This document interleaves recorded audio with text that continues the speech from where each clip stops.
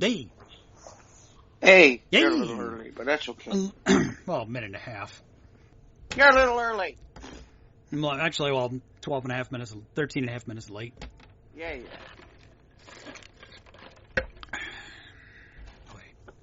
Oi. Oi. Everyone running around like crazy. I get out of work at 5 o'clock and everybody's running around crazy. My feet were killing me, so I had to stop at the Walgreens and get new insoles for my shoes, and the drive-through line for the pharmacy was like 10 cars deep. Everyone getting their meds so they can deal with the family on Thanksgiving. That med is about a fifth. Mm-hmm. Yeah, the liquor aisle can do that too. Yeah.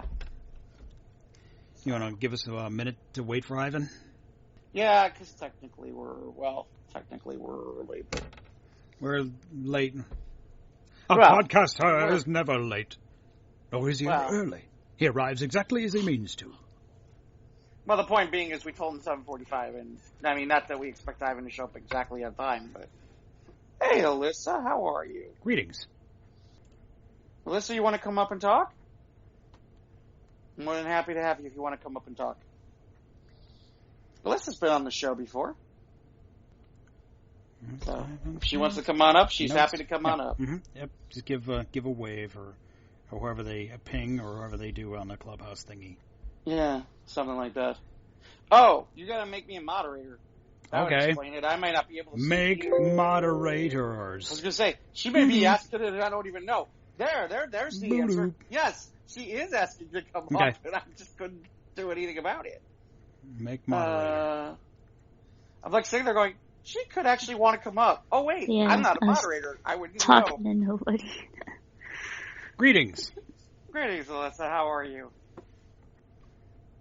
What's squares of the round table? That's right. Yeah, we done this before. You've been around. Yeah. We're hanging. We're doing our podcast for the night. So. Okay. Turkey is start recording.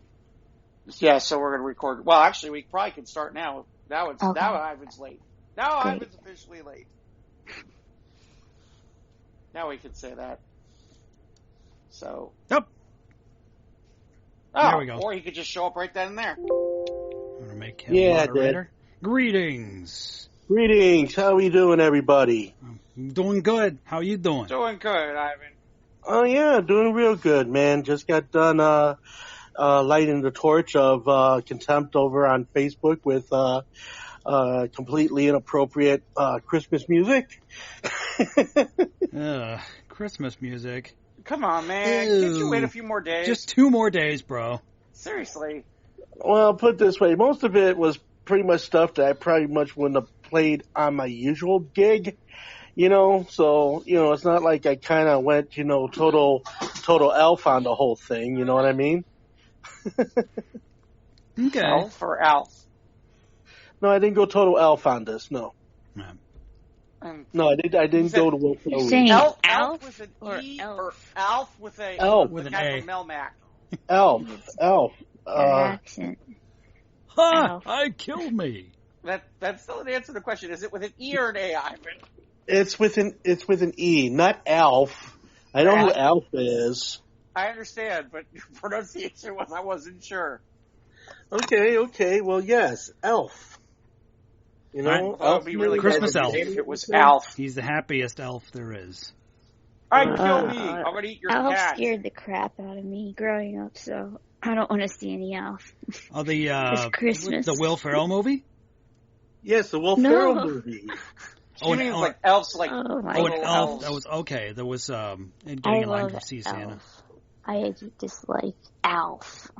Oh, Alf. Alf. Okay. Alf is great too. He scared me.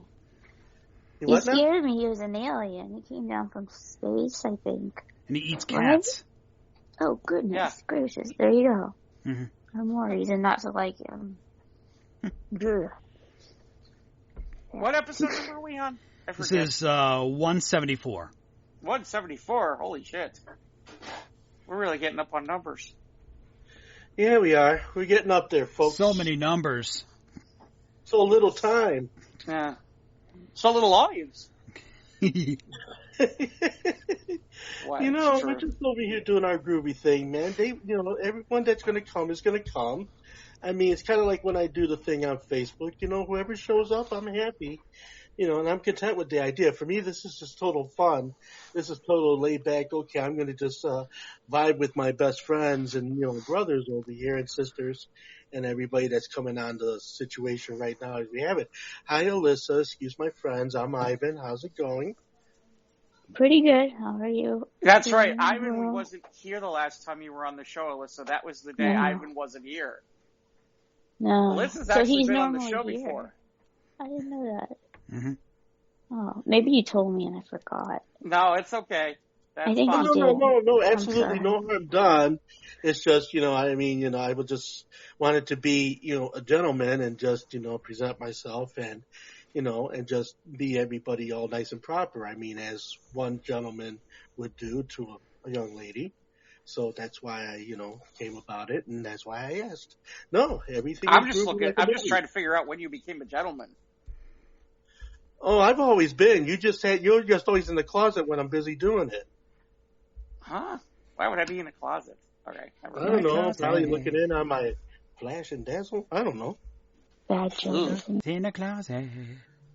Yeah, well, we could do like a whole R. Kelly 25. Yeah, exactly. Episodes. R. Kelly, but with Jeff Stein in the closet. No. What more do you want I don't want to from get me? sued, and I don't want to I could use the big giant tour bus. I could live on a tour bus forever.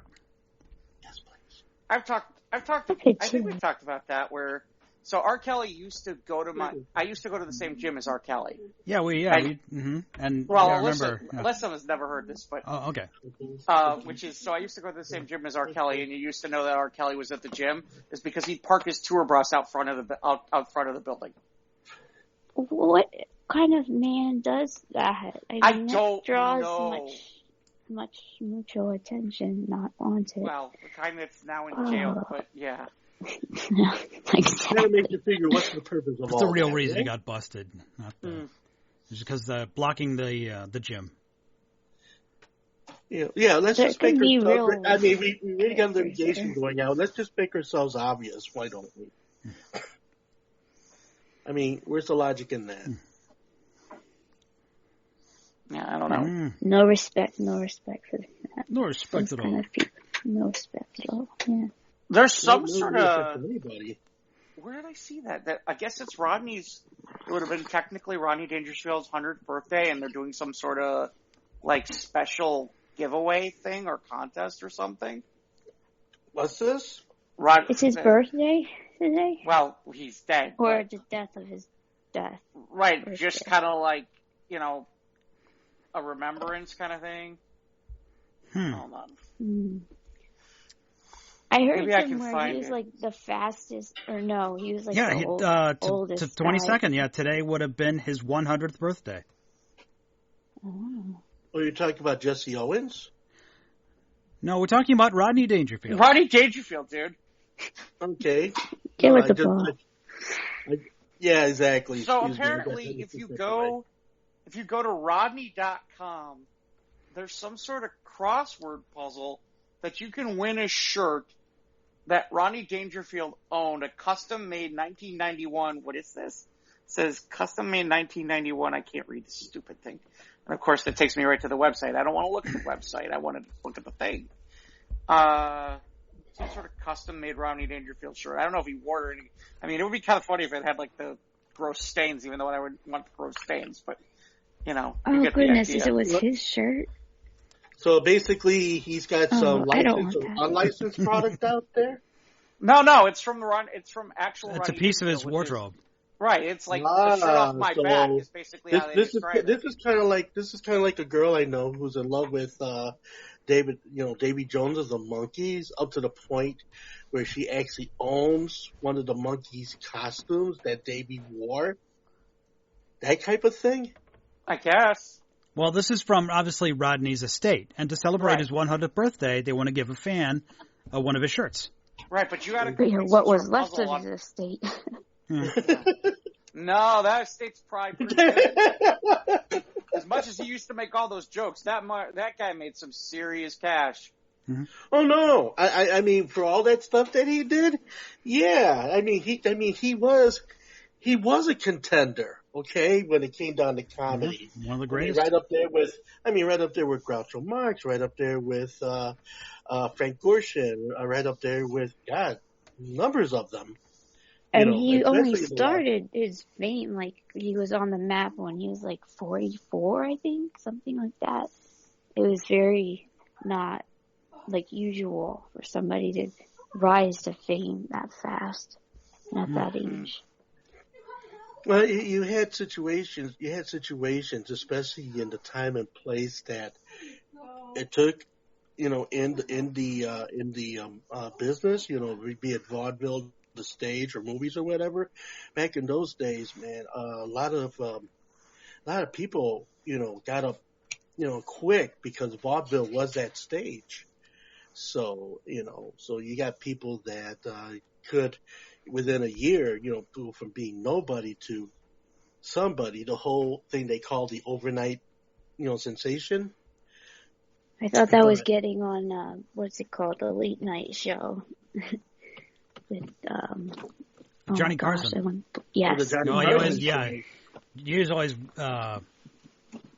Johnny would always break down. Johnny rolling. Face with Rodney.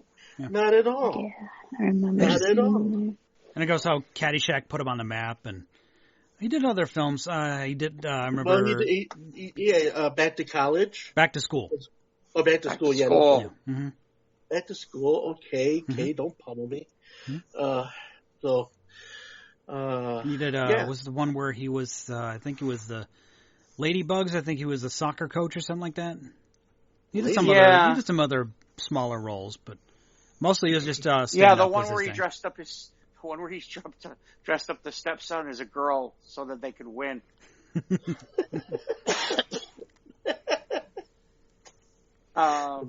There we go. So happy 100, Rodney. Speaking of tasteless moves.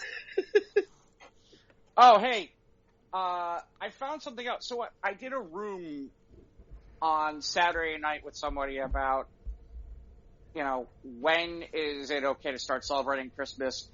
And in the conversation, I found out about something that I did not know existed, and I'm just not sure if my reaction is yay or ew. What's that? White Castle stuffing. I've never had White Castle in my life, but I think it is on the East Coast, because I went through a drive-through with some friends that needed to pick up a party favor type, food, and they got this flat box you'd think were filled with donuts from Dunkin' Donuts. I'm like, what is in there? And they showed me, and they were little cheeseburgers. I was like, oh my gosh, that's disgusting. Yeah, they are kind of disgusting. I don't like a cheeseburger, but that looked wrong. Yeah, I can only tolerate them like maybe a couple times a year. I can only tolerate them when I'm truly drunk. There's the real answer. And Taco Bell is not an option. Yeah, I just heard about their meat is not meat. And that's wrong.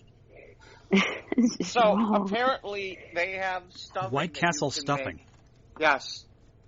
White Castle dressing. Okay. Let's. Okay.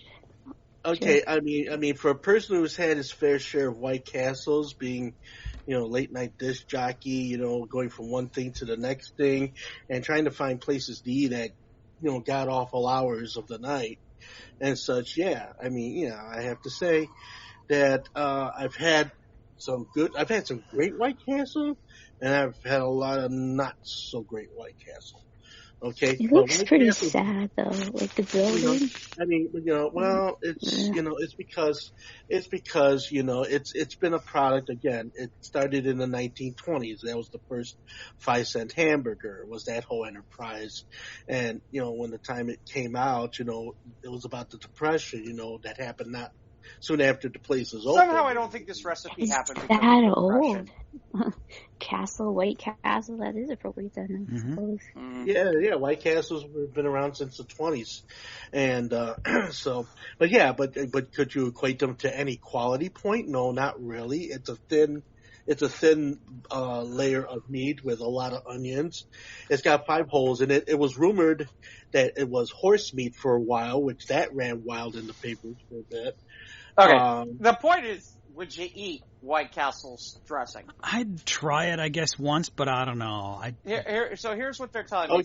Okay, but what's in the dress? What's in the dress? I was getting to that right now. 8 to 12 what's servings. in it? 8 to 12 servings. This is based on 8 to 12 servings.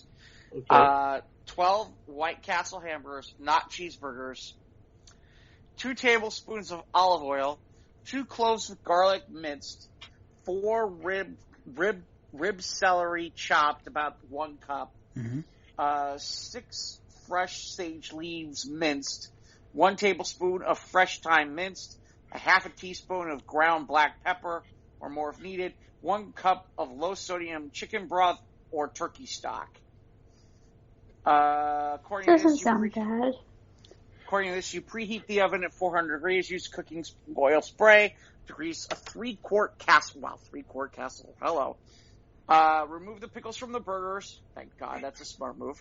Then cut the burgers into chunks and then place them in the mixing bowl.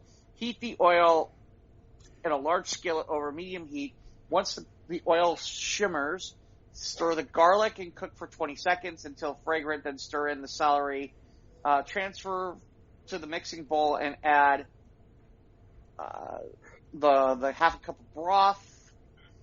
It says, okay, so then I guess you gotta bake it for 30 to 40 minutes. Yeah.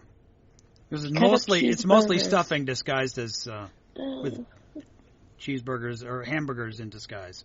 And by the way, just to tell you this. So basically it's got essentially the same things as you would your regular stuffing. It's just got bits of White Castle meat and onions in it. They put their stamp on it, that's for sure. Huh? They might as well just keep the pickles. They put their stamp on that for sure. Yeah, no. Maybe it's a garnish. He put it on the side of the bird. The thing is, like, when you eat a White Castle burger, when you hit that pickle, that's the sweet spot. When you get that pickle. Well, yeah. Well, I guess. By the way, what? To be clear, just so you know, I'm not making this up. I got this recipe from the Washington Post. Okay. Wow. Okay. Yeah, I don't like to read the post of anything. I understand. The point being is it's like legitimate newspaper, Mm-hmm. so this is a legitimate thing. Okay. Well, if you consider the eyes. Washington Post legitimate, but well, yeah, most of the free world does, Ivan. Well, I'd try it, but I'm like, nah. The Inquirer, man, but this. Okay. No, I tried it at least once. Okay, there you go. I tried it at least once. I mean, if you don't try it, you don't know. If you don't ask, you don't know. I'll be honest, I probably won't. I don't think I get it. Huh? I don't think I would do it. I didn't really like White Castle. I didn't really like White Castle the last time I had it. Well, I haven't had White Castle. I don't remember how long. It looked more like pate smear on bread than it did actual meat. I had something. We had a luncheon Saturday because we had our grilling event at the store. Ooh. And someone had brought a caramel apple cheesecake dip. That sounds good. It was good. Sounds good. It was good.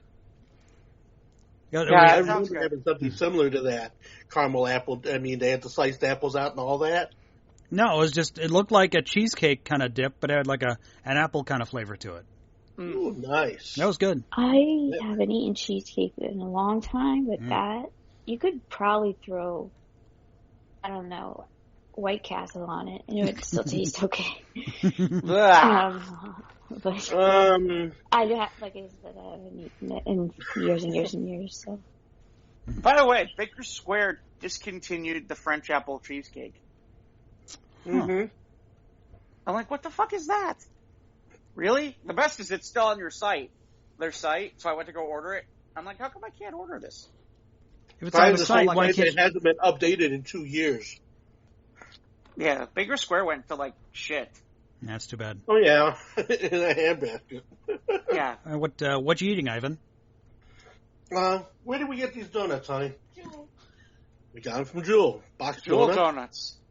Yeah, Jewel Donuts. Okay. From the bakery. They're fresh. Jewel. Oh, where are you from? Me? I'm Jewel's from in Chicago. Chicago, Alyssa. So Jewel is like a grocery store in Chicago.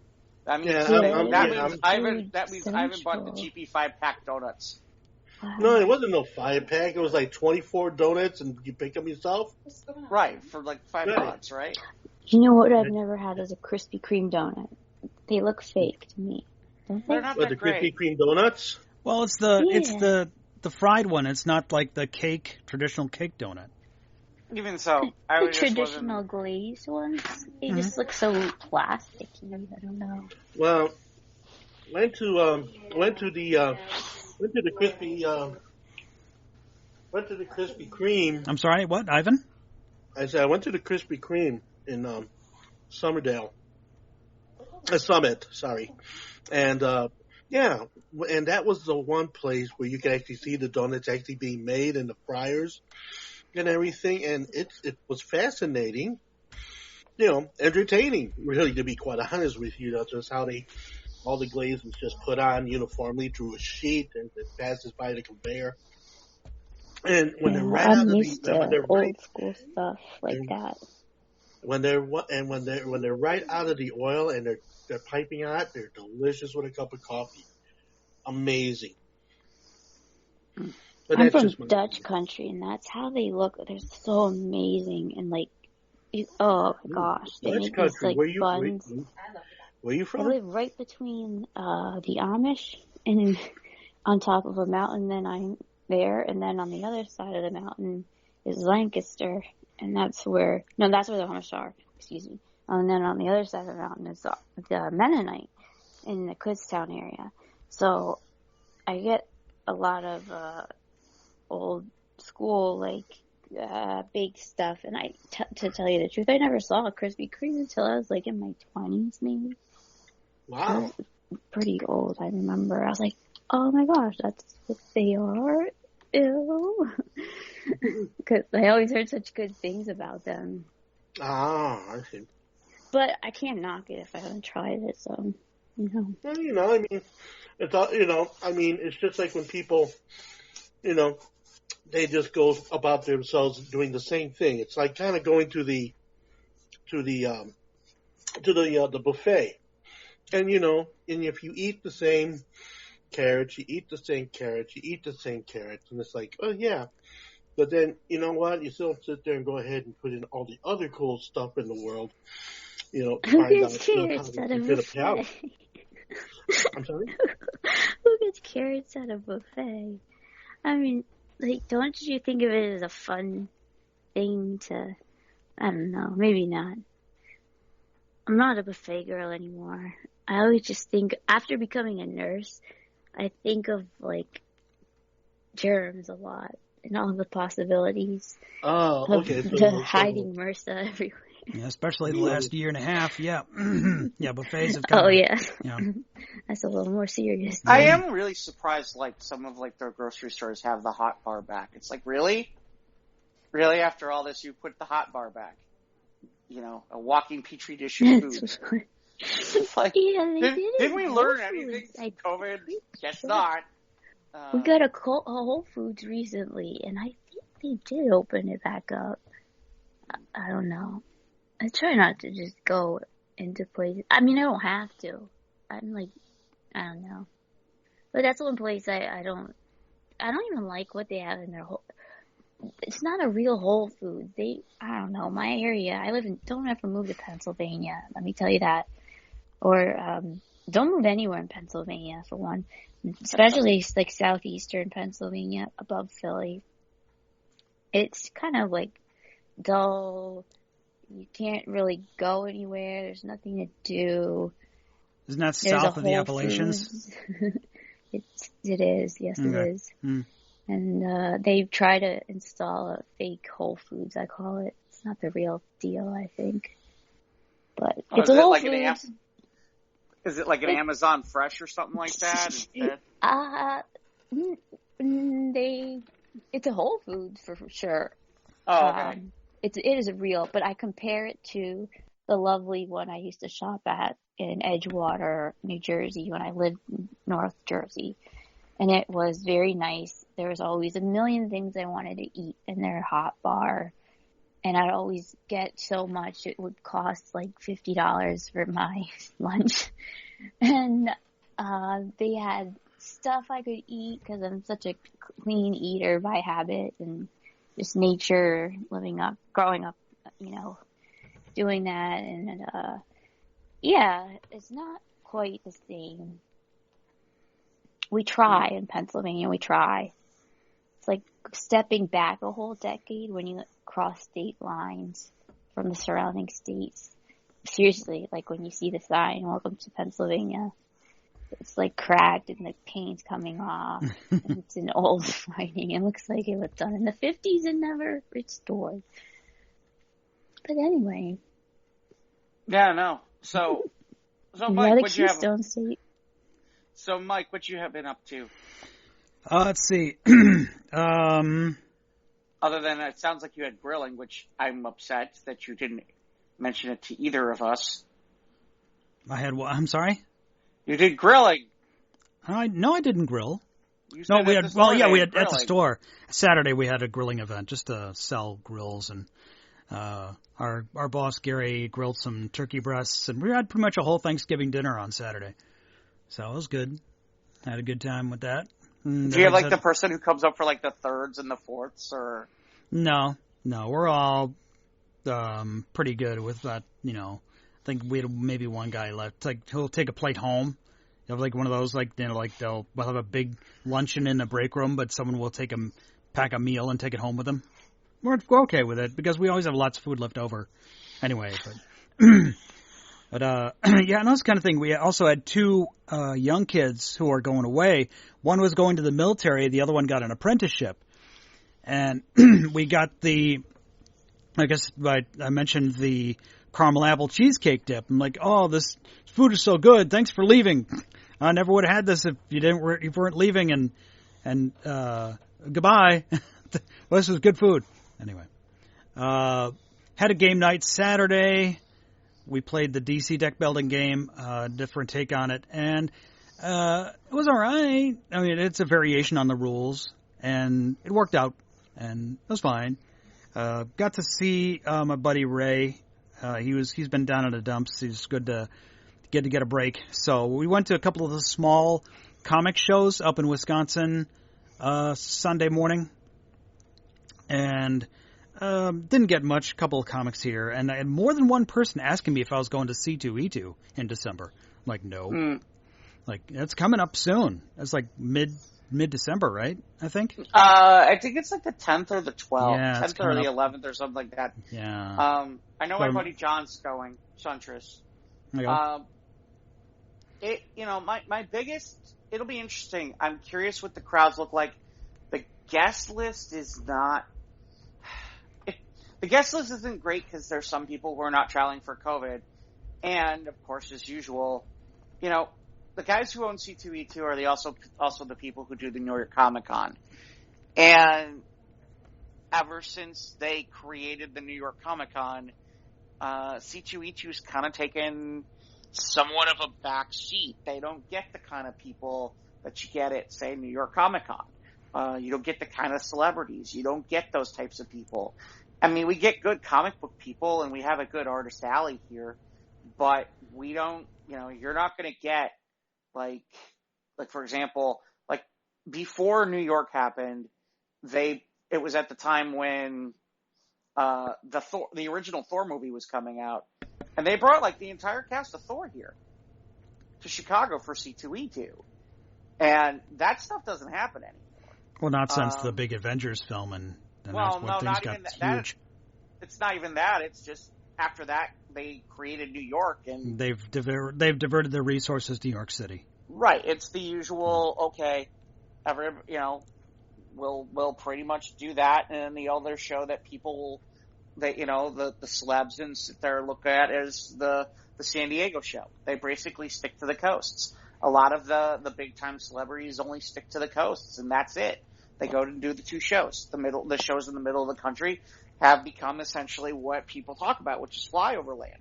I'll be curious because the people who own the big convention that happens in Toronto, bought Wizard World Chicago, and we'll see if they can bring that show back to prominence. Yeah, and that name is changing, I think, after this year, right? It's not going to be called Wizard World. Yeah. And that just happened recently too. But yeah, C2E2 is coming up. I'll be curious to see well, they'll probably mask what attendance supposedly looks like, if you know what I mean, and make it sound like it was okay and everything was fine. But yeah, they'll go back to summertime in 2022, but with it being this far in the season and it's close to the holidays and people are just busy. It's like these two little comic shows I went to in Wisconsin yesterday. A lot of vendors didn't show up. So it's like, this weekend before Thanksgiving, people traveling, people doing chores, like last minute outdoor stuff, or just getting ready for the holiday in general. So, attendance was not spectacular, but these were smaller shows. So, the next one is in late January, so I'll hit that one. Also went to this one place for lunch. You ever heard of this place called Kopp's? Kopps? No, but I've been in the back of their squad car once in a while. But no, it's not Kopp's as in bad boys. Kopp's. That's Kopps. It's sort of like a Culver's, like a burger and custard kind of place. It was pretty good. They made a meat onion ring. I do have to say I stand a little bit corrected. The two big entertainment stars that they're bringing in are Hayden Christensen and Mr. You Can't See Me, John Cena. You can't see me, John Cena? Yeah, well, that's kind of his thing from wrestling. You can't see me. Oh. Well, I know who he is, but I didn't know that was his thing. I thought he was just a UFC fighter. Oh, getting WWE. He's a wrestler. He's that's stupid. That's all fake. Here I thought he was a real athlete. My goodness. He's breaking out getting into Hollywood. I know, I noticed. You take some of those falls and see how it goes and see how you enjoy it. But, I know. They get, if they don't have... Yeah, you heard these rumors that I guess Hulk Hogan is not doing good very right now? I had not. Yeah, Ric Flair said something about it on a podcast last week about how Hulk Hogan is not in good health right now. Well, that would be something, but it's funny because we're not hearing as much about it. Well, he's a big dude, and the taller you are, unfortunately, the more prone to, easily it is to get, a heart map, a Myocardia? Like a cardiomyopathy, excuse me. So something, your heart just starts to get bigger and bigger and bigger, and because it's trying to pump through the whole body, and it's huge. And then all those, takes to the head. Who knows? I don't know what's wrong with him, but I hope he comes through okay. Well, it just comes down to you know what you sign up for when you get into the whole wrestling game, the whole thing that, when it was in its initial thing, when it was just black and white and you just had simple names and it was just straight up wrestling. And then as it progressed over time with the costumes, the bravura, the soap opera, the long talk, all the stuff that they put in front and after the games they do now. And it gives it a more animated, somewhat, cartoony feel to the whole thing. But cartoony feel? Well, have you watched the product in the last 10 years? I'm just saying that, you could go ahead and take something rewrap it and rewrap it and rewrap it. But if you put different types of wraps on every time, then it just you start to say, yeah, okay, I guess because of my upbringing on wrestling and everything, and just straight up wrestling, which okay, yeah, WWE, WWF, and all that sensibility in the last, let's say, 40 years?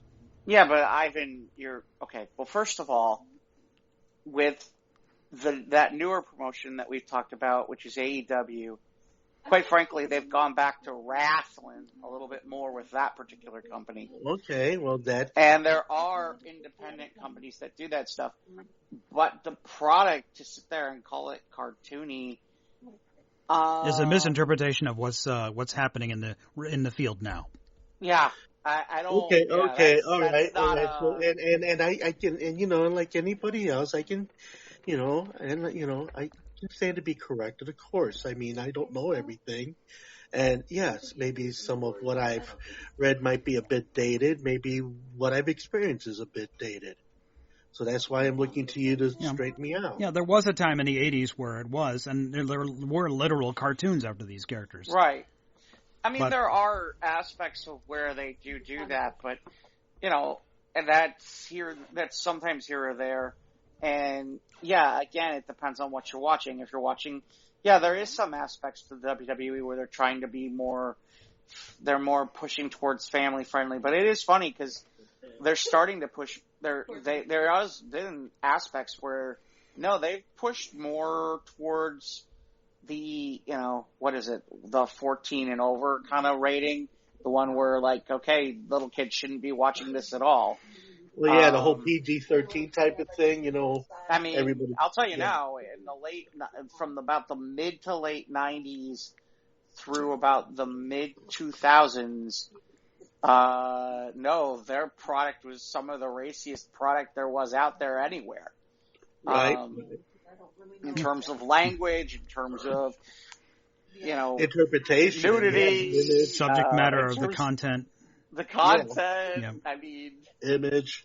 Yeah. I mean, as a matter of fact, if anything, parents groups and church groups and all those groups were coming after them left and right because of some of the stuff. And, they were doing stuff with things with, people, getting thrown on thumbtacks and all that stuff, too. Are you kidding I mean, oh, no. The cage matches. On purpose? Oh, yeah. Listen, that's why I was saying to you, when you sit there and you say about, oh, that's not real, trust me, there's one guy, this guy Mick Foley, got thrown off of a cell cage that was about and then how about we'll the call heart? About 25 feet high and through a table. So they do know it's coming, but it happens. I don't care. I don't care how much you know that's coming. Yeah, that's gonna hurt. I don't care how much you know that's coming. You can't predict that. Not at all. So yeah, well, hope Hulk Hogan gets better. But yes, that's absolutely. True. I don't know. It's about it. It's the only person who's said it is Flair. Everything else has been quiet. Yeah, conjecture. Okay, so this is just coming from Flair's point of view right now. Yeah. Well, again, he's the only one who said it. I haven't heard it from anybody else. Yeah. Okay, so we'll have to hold that in gospel until something counters that. Trust but verify. Yeah.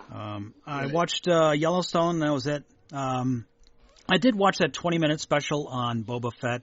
They did a little thing on Disney about the history of the character and how it came up and how it was like they put him in in a parade in 1978 without any fanfare or anything, and people didn't know anything about him. So, but that's funny. Yeah, but it's only 20 minutes if you can catch it, the behind the mask or whatever it calls the history of Boba Fett. Is that what that is? Yeah. Yeah, I haven't watched that yet at all. But I haven't watched anything else. I haven't even watched the first episode. Yeah, we'll get into that later. Okay. But I did. No, I haven't. Yeah, I have yet to see the season 4 premiere of Discovery. But I hear it's just more Michael Burnham doing Michael Burnham things. So. Yep, that's what I hear. Yeah, that's what I hear. So I'll catch it eventually. I don't know. Is there going to be a cut of that too? Is that what you were talking about? I'm sorry. Is there going to be a cut like that too? How they always have the Snyder cut and they have all this cut. He's going to have no. No, we already have the Michael Burnham cut. just her crying. Yeah, so that's all I got this week. So, Jeff, what you been doing? Well, like you, I picked up I just watched Yellowstone this afternoon, so Right. I got a chance to check that out. And then, actually, ironically, last night I was watching the Survivor Series from the WWE, and it's not. Was that a pay-per-view event last night? Yeah, it's a pay-per-view event, but if you've got Xfinity and you've got Peacock, it's free. Oh, okay. So, like I said, it was some solid matches, some good action. I enjoyed it. I thought the show was really good. I was surprised. I wasn't expecting much, and I felt like the show went really, really well. At the same time, I don't know that there was a lot of high stakes in it. I think the most amusing thing is that it was supposedly. So I guess 25 years ago was the debut of The Rock, and it happened at Survivor Series. So they were doing a thing about the debut of The Rock 25 years ago at Survivor Series. Wow. And, they started, they had the little vignettes and stuff. But the weird part is like, The Rock wasn't there. Now it is funny because, okay. Red Notice from Netflix was like the sponsor was a big sponsor for the night. And they did have like one of those Cleopatra eggs, and ironically, they're running an angle on Raw tonight with one, which is kind of dumb. But they couldn't even Skype him in for even like a 1 minute recorded message. Well, it depends where he's at. Who knows where he's at these days? That's part of it. Where's The Rock? It's like, where's Waldo? It kind of is sometimes.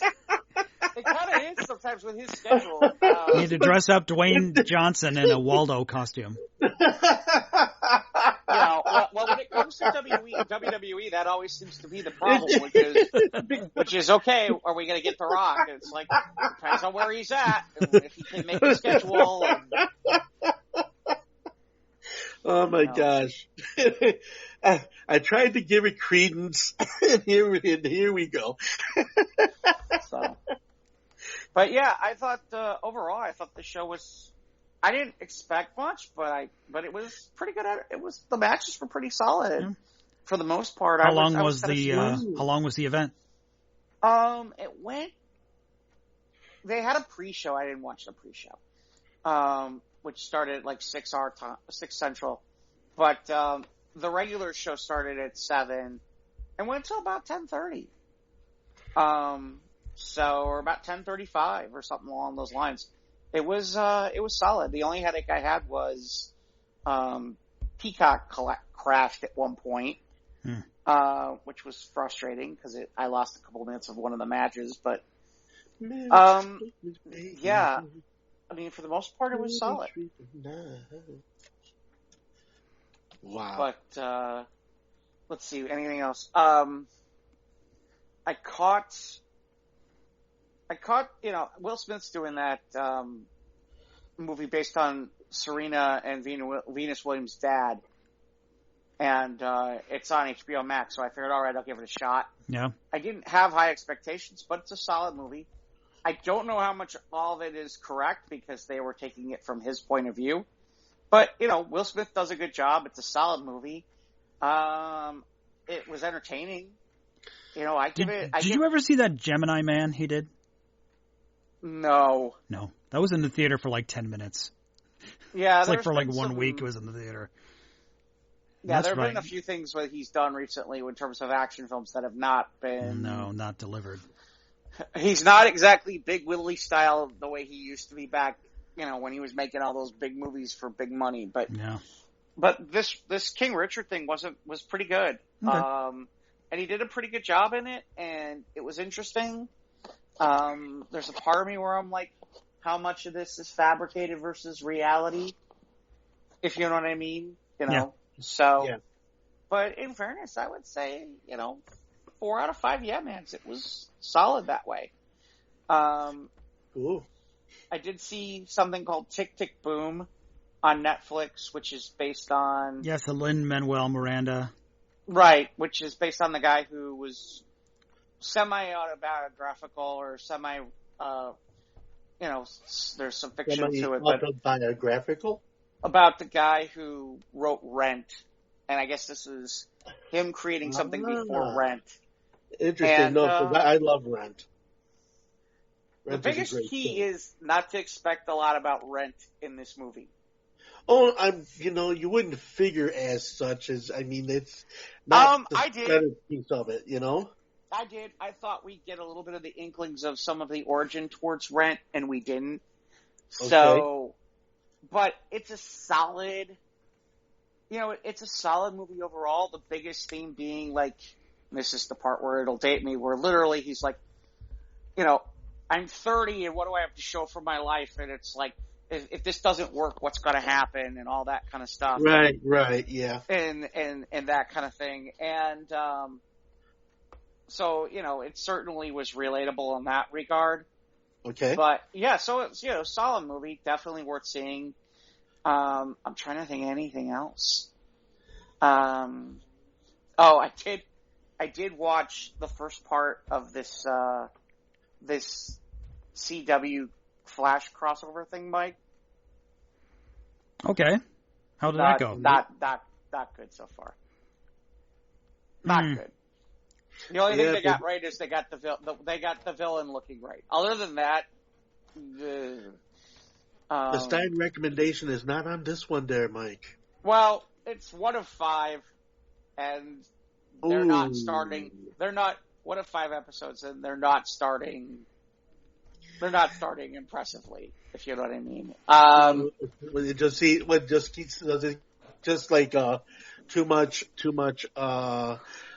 Too much character build, too lengthy a transition from one thing to the next. No, it just feels like a regular episode too much. Who are the villains in this? Well, it's supposed to be Despero is the big villain, but he doesn't show up till like halfway through the show. And like it's funny, they do bring in the Royal Flush Gang, which I like, but they dispatch of them in like half an episode, and I'm like, you could have done a whole season with the Royal Flush Gang. But that's just me, and I'd have been happy. But, they had, what's his name, Brandon Routh, who played the Atom, and he shows up, and then he kind of he's like, yeah, I'm leaving by now. It's like, okay, how does this, I don't know. It's just weird. I felt like there was the best way to put it is, Mike, you know how we were sitting there talking about Crisis, and you were like, where's the action? How come there's so much filler? How come they're not doing anything? Yeah, there was a lot of standing around and just wondering how... Because the Anti-Monitor is just is devouring these worlds or whatever. Or they're collapsing on themselves. Yeah. Like, how are we going to fix this? How are we going to stop this? And they just stand around. Yeah, it kind of has a similar problem. It's not... Sounds like healthcare people that deal with healthcare and all the clubs around here that want to take action, but they feel they're just sitting around. But they continue that. But that's much like Congress too. The slow grind of bureaucracy. Yeah. Well, this is just all, like I said, it was filler, and you got. Was this a 2-hour or 1-hour episode? So they're 1-hour episodes. Okay. They're 1 hour. They're 1 hour. Episodes. And there was a lot of filler for just a 1-hour episode. So yeah, I'm glad I put it on, how can I say? I'm glad I had it on DVR so I could kind of zoom through it, if you know what I mean. So it wasn't so bad, but we'll see. Again, I'm giving it a shot because there's a couple other people on there I want to see, but we'll see where this goes. So that's, and I did the room about I did the room here in Clubhouse about the Thanksgiving thing, but apparently we scared off all the Christmas people. Because we didn't have anybody come in going, no opposition. How dare you tell me I can't celebrate Christmas, blah, blah, blah. I want to celebrate those people. Those people didn't seem to show up. Oh. Although we did get one person who was like, I get paid to decorate people's houses, and we're like, we don't know what to think. I was like, I don't know what to think about that. You are getting paid. That is sacrilege, but you are getting paid. Free advertising. you know. Well, it's a job. Right. So. Right. That's where I'm it's part of his livelihood, which is like. Her. As a woman. Yeah, I work in retail, so it's like. Right. It's like part of the job. Right. And this dude's doing his part of the job. So. Right. If that's your job and people insist on wanting to pay you for your job in November, who am I to tell you don't get paid? Really, yeah, I mean, it sort of devolved into other conversations about other things, and someone had an interesting idea on how to deal with the people who want to celebrate Christmas way too early, which is like start in November declaring that you're going to start celebrating New Year's. Okay. Just start then. Be like, nope, we're celebrating New Year's now. We're skipping Christmas and going straight to New Year's, and then we're going right to. So it's like a threat, kind of. Go right to January the 8th, Elvis's birthday. Right, we're gonna celebrating Elvis's birthday. Right, we're gonna go straight. We're gonna We're gonna start putting up our New Year's, our rocket Happy New Year's. Yeah, all our stuff for New Year's. Yeah, get like a big watch a ball, 8-foot inflatable ball in the yard. You can drop. Have it dropping like every 30 seconds. Just watch them. Just watch them all sit there and be like, "Can't do that." Why? What's the problem? It could work. It could work. Jumping the gun. You guys okay, yeah, all right. So, earlier tonight, while I was waiting to get on the podcast and everything, I had an extremely good day. Figured, okay, I mean, in fact, this whole thing, just started, from the morning, but I'll tell that story in a bit, but just getting to the point, I mean, I'm just, I've always messed around with the whole thing and tried to hold it down for the Christmas situation till about Christmas. I mean, Mike can tell you that, Christmas tunes didn't start playing till maybe a week before Christmas when we did the show. Yeah. So, I don't know. At this point, it's like, just try to keep it till after Thanksgiving. It's almost as though they're trying to wipe out Thanksgiving for some reason now. It's like, it's lost relevance, so that's why, we're going to get ready now to condition everybody for the holiday, okay? Thankful, not for Thanksgiving Day, but for Black Friday. That too. It's because the whole fucking merchant shit, you're just like, really? We've come down to this again, commercialization of the whole process of what's supposed to be, a spiritual sensibility. Yeah. And we made it, they made it for a profit, See, the funny part is, yeah, we did this room as a fun and jest room to just argue and have fun and do stupid arguments and have a good time. And it turned into what Ivan just did. Everyone wanted to have an intellectual conversation about this. And me and the person who were hosting the room were like, this was not the plan. I like turkey. Hey, I guess we're gonna go with it, but sure. But it was the slow phase out of what we were all taught incorrectly, or a version of the history, which nobody really knows probably what the heck happened back then, along with the whole, Christopher, what's his face, that discovered America, but then again was raping and killing the Pilgrims people. And all that, Right. Someone brought up that too. About that. And I was just I think it's a secret thing by the government to phase it out. Or, I don't know, severe left-wing teachers maybe. They just don't feel like having a party. I don't know. I'm just making that up. I don't know.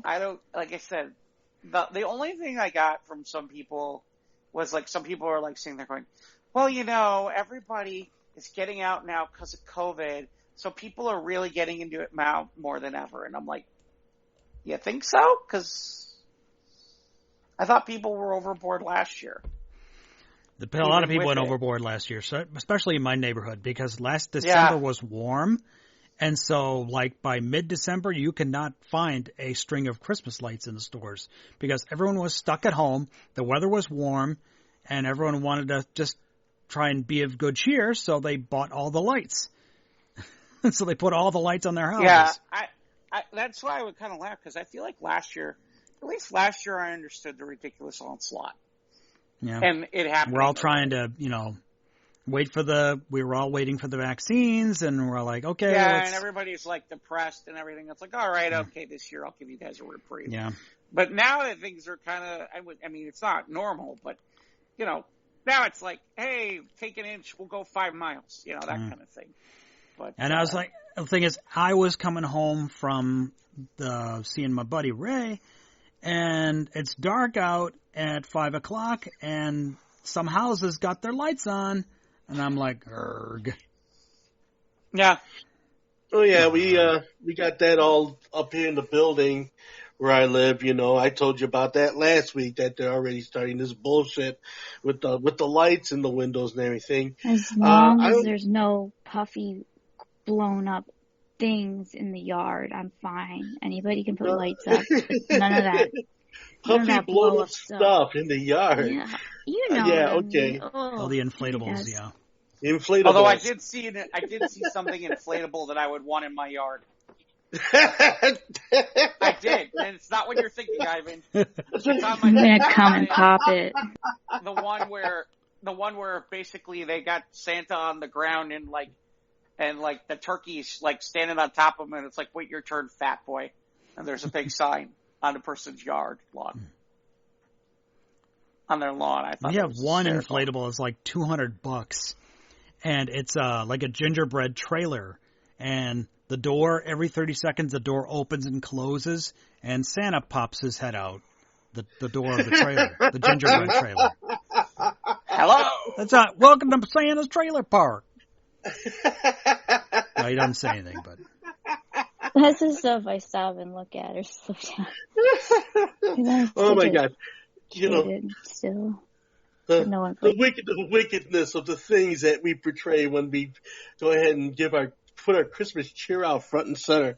Oh my gosh. I mean, it's amazing. But yeah. You see the videos on the social media of all these synchronized Christmas lights set to the songs and the music and like all the crazy laser effects and lights, and yeah, it's crazy. Some people go really overboard with their house decorations. Like, but good thing I don't live across the street from that guy. It's like something out of a video game or some shit. Just like, you're waiting for the controllers to come front and center, and you start having an attack with the house and try to see how many lights you can knock out and shit. Crazy. Yeah. So what else you been up to, Ivan? Oh, me? No, the other Ivan. Oh, well, depends on which one you're talking to today. All right, here we are. Yeah, just here we are, excited. Both Ivans. Yeah, both Ivans. So, Two Ivans. Yeah, wow, double your pleasure, double your fun. Yeah, want to go ahead and did some things, and finally, the apartment happened. Yay. Totally thrilled. So just a matter of some paperwork and stuff like this. And yeah. And, I'm real happy. How far away are you moving? Moving to, Laurel, which is, just north of Grand Avenue. So I'm moving just, a skosh bit more, west and, east, west and north. So, yeah, it's going to be nice. No, it's not. No, it's not. Yeah, Grand. And this is north. No, it's not going to be nice. Grand and north. Okay. So anyway, point said, everything is good. Everything is good on that front of it. Good.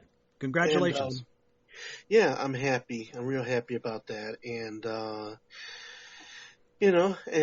since the whole BDJ situation of the last couple of years has taught this man, it's kind of like, yeah, I'd rather just kind of, stay a free agent, instead of being associated with any page. Although, I was asked kindly by John of Northern Soul Music Keep the Faith. He says, "See, would you mind doing one for us?" And I'm like, yeah, sure. See, and that's the way I like it. and then of course, the live gigs, which had a really great gig over at Logan Arcade on Sunday. I mean, in between the pinball and the video games, which it's a great place, by the way. Shameless plug, 2410 West Fullerton in Chicago. That's right, it's Logan Arcade. And yes, I'm there on the first and third Sundays from 3 p.m. to 8 p.m. and all new experiences every time. So it's a whole lot of fun while you're there, and so it's cool. It's a good experience, and it's been happening more now, and also looking towards the next few weeks with. Between Thanksgiving and then just the whole packing, moving, getting organized thing, which is gonna cut into the weekly things I do on Facebook. So I kind of put a poster out there saying, taking a break from this for a bit until I figure out what I'm gonna do. So other than that, just living my best life. And hoping to try to, make a situation, happy for whoever's around me or about me, and wishing everybody the best for the holiday. Well, I wish everybody the best all the time. Don't need a holiday to do that. So, that's where I'm at. There you go. That's all of it. Yeah, cool. He's groovy like a Hollywood movie. Mm-hmm. Oh yeah.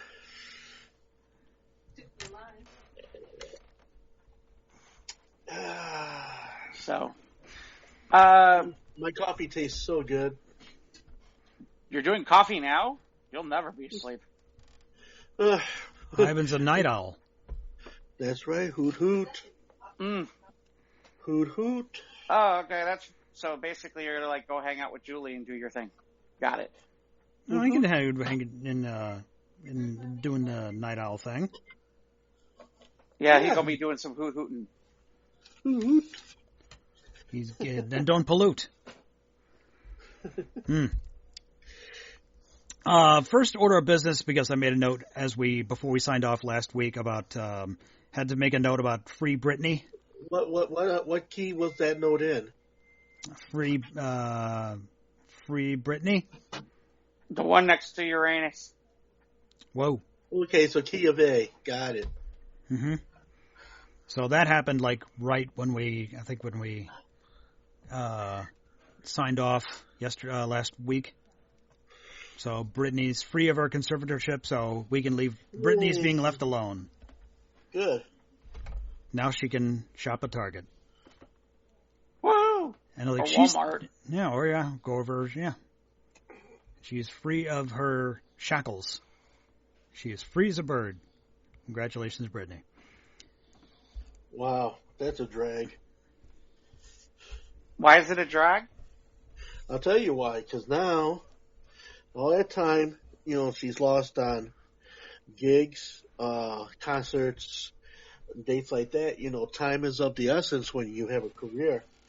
Now it's kind of like, okay, now I got to go back out there and try to resell what it is I lost along the way. So, one can always hope, right? But yeah, it's going to be a lot of work now that she's able to, get back to her life, and just. I mean, she's happy just to be able to shop at the Target, see her children, and get her IUD removed. Oh, her IUD removed? Yes. They wouldn't even allow her. Yeah, they wouldn't allow her to get pregnant, Ivan. Wow. Yeah, I guess you were not aware of that. So much for my body, my choice, right? Yeah. Oh well, that's 100 ways fucked up. Yeah. Yeah, that's I mean, when did we become that state? That's what a conservatorship is. Yep. Tell you what you can and can't do. Because That's when she displayed this erratic behavior, the father pounced and won the legal battle in the short run. You know what? And it wasn't all that short. It's been a decade plus. Yeah, but that did kind of help. Are you kidding me? He took total advantage of that. Well, hey, of course can we get Julie on a mic? Julie. Yeah. Let's get Julie on a mic. Oh, no, that's okay. Well, No, because the problem is I have no problem with Julie talking. We just can't hear you. Oh, I'm just talking. I'm just like talking to Ivan. Hi. Right? But Right. Well, but you're on the show when you're talking to Ivan. I Can don't we hear you? remember what I said now. well, no, you were talking about My Body, My Choice, and how this whole thing with Britney Spears had transpired through this. What I'm just now discovering tyrannical sensibility. What I was saying was that I don't doubt that she needed some help, some guidance. However, they got the wrong person to do it. He took total advantage. Mm-hmm. That's my opinion. Okay. See, we need to get Julie a mic so that Julie can bring on Julie's opinion. Well, yeah, I mean, I don't see what's wrong with that. I don't know. Get her a microphone, Ivan. Okay. Well, where'd that girl go? I was going to say, yeah, where'd she go? She had to head out. She wasn't feeling well. Alyssa said that I would say thank you, but she was not feeling well, so she had to head out. Okay. Well, Oh, that was nice for her to hang out for as long as she did. Yeah, I'll be curious to see what this looks like for Britney. I don't know. We'll see if Britney decides to do music. She may not even decide to do music. She may decide not to do anything. You know, I mean, in fairness, Britney, you know, just on residuals alone and all the different stuff, she should be, now that she has full access, you know, she should be able to, as somebody who shops at Target, she should be able to be comfortably living wherever she wants.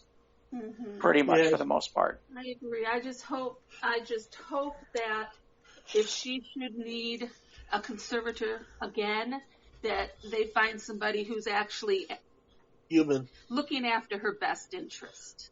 Right. Well, again, I can't speak to that one way or the other. I don't know nearly enough. I mean, I've read things, but I don't know how much of it is true. Yeah, well, from what I've read. Okay, let me say from what I've read. It doesn't sound, I mean...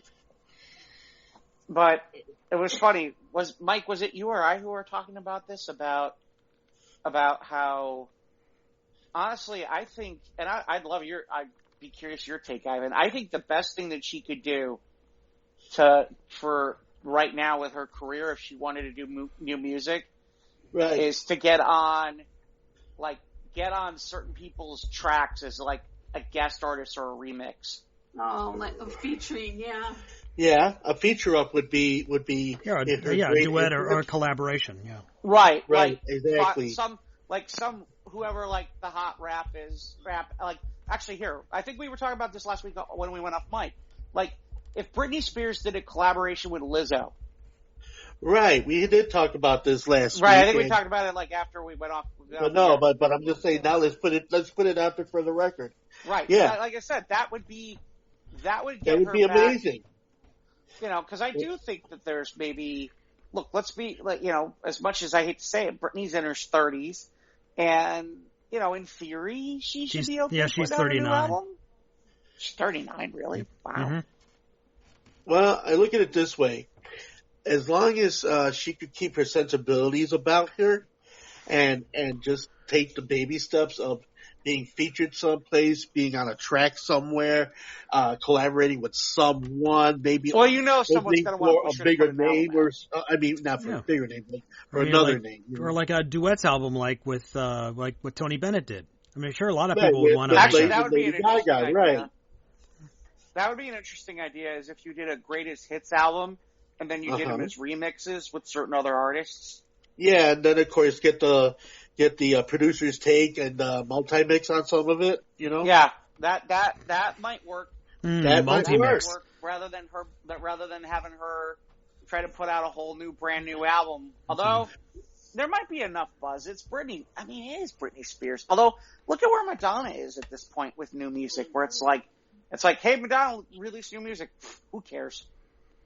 I mean, she's released a lot of albums in the last few years that nobody. Well, yeah, that have pretty much fallen under the radar because, well, you know, the world has kind of moved on in a way, and you have the Adeles, you have the Lords, you have the Lord, you have all these different artists. Lord. You know, you have all these different artists that now, you know, they've kind of, you know, changed the sound And of course, you try to have Madonna and people like her play catch up with the newer, fresher sounds and minds. I mean, that's not an easy thing to do. Well, the other thing was Madonna was really playing a lot with the last. Now, again, it's been a little bit, but the last time guess how old Madonna is. 60. Ivan? 62. You're the highest without going over. She's 63. Yeah. I mean, having seen her in concert, having watched her movies, having the whole Madonna thing through the core of my 20s and 30s, and then right into her making movie soundtracks and everything else, and then this all started with her and a cat named Jelly Bean Benitez, which they were working the clubs back in those days. Sorry, I was on a website. The Rolling Stones are touring. Again? Yeah. Yeah. Why wouldn't they? Because they keep What are you saying- going to do? Wheel them out on gurneys? Up on they're pushing 80. Well, yeah, that's why it's called the geriatric tour. No, I'm just kidding.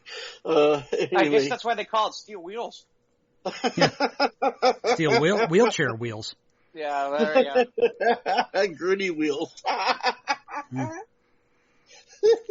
it's like this week, Genesis is running their North America tour, Right. and they're all up. Like Phil is 70, and he looks like he's 89.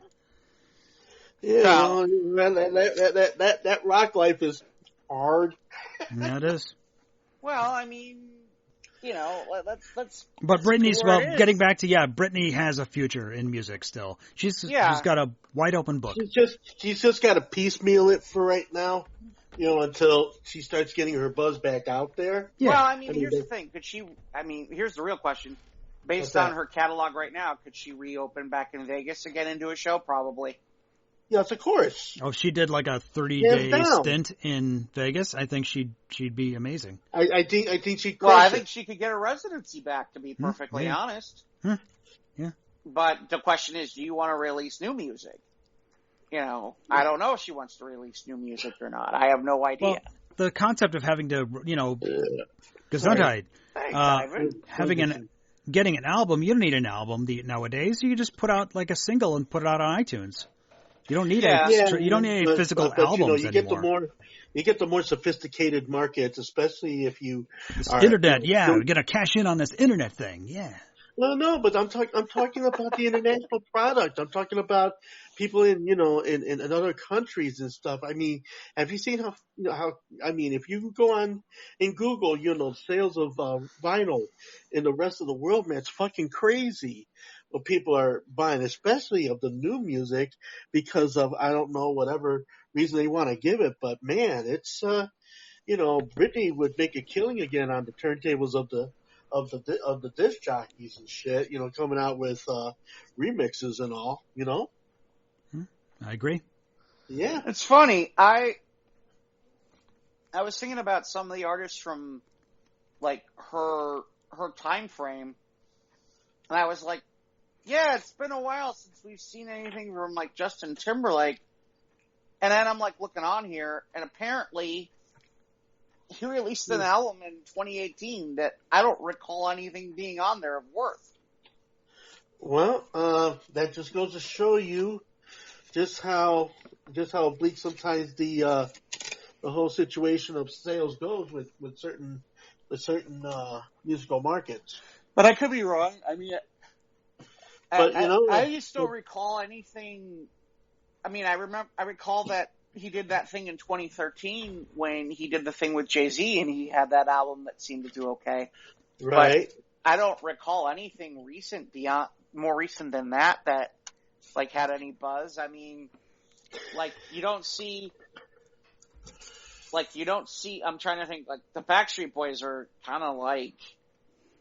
I mean, they're still touring and they're making good money, but the Backstreet Boys essentially are doing like the same things as like New Kids on the Block these days in terms of they're not releasing anything new. They're just they're just basically riding on the shirt tails of their previous fame. nothing really changes because of the fact that it's the sum of its parts. You know what I mean? New Kids on the Block, Backstreet Boys, all them, created by producers and all that other shit, through audition or whatever the hell they Well, want I to mean, put the criteria about it. I mean, yeah, but at the same time, it's a produced music, which I'm just thinking from the following a perspective of like a formula. lot of the Disney kids. It's like, Yeah, okay, so, Jessica Simpson's been out for a while, but she's been doing fashion anyway. Right. She's found another outlet. Yeah, she found another outlet. Mandy Moore is serious actress. Mandy Moore, Right. she's starring in This Is Us, which is coming up to its final season. But Mandy Moore's become an accomplished actress. Right. But I'm like thinking about some of these, like a lot of these NSYNC guys. It's not like they've done anything. The 98 Degrees guys, it's not like they did anything. Well, just like the Old Town Boys, we know what that. Well, yeah, I don't put out Town. Well, look, I don't. Old put Town out was the result of a saying. reality show. Yeah, that's a little. I'm just throwing that in just to be shitty, But Although that it's only Liquid funny. Dreams song, there's nothing wrong with that song. There really isn't, especially when you realize what they're really talking about in that song. Especially when you realize what Liquid Dreams means, and then you're sitting there going, okay, wow. And little teeny bopper girls were singing along to it the whole way, and I'm like, you do realize what Richard's singing to, don't you?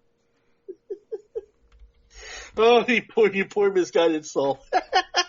Not my poor misguided soul, a whole bunch of teenage girls sitting there going, my liquid dreams. Do you know what they mean by that? Yeah, I remember that. It's like there was a reel I was watching on. It came out in 2000. That single. Yeah. Shit. There was a reel I was watching on 21 years Instagram. ago, man.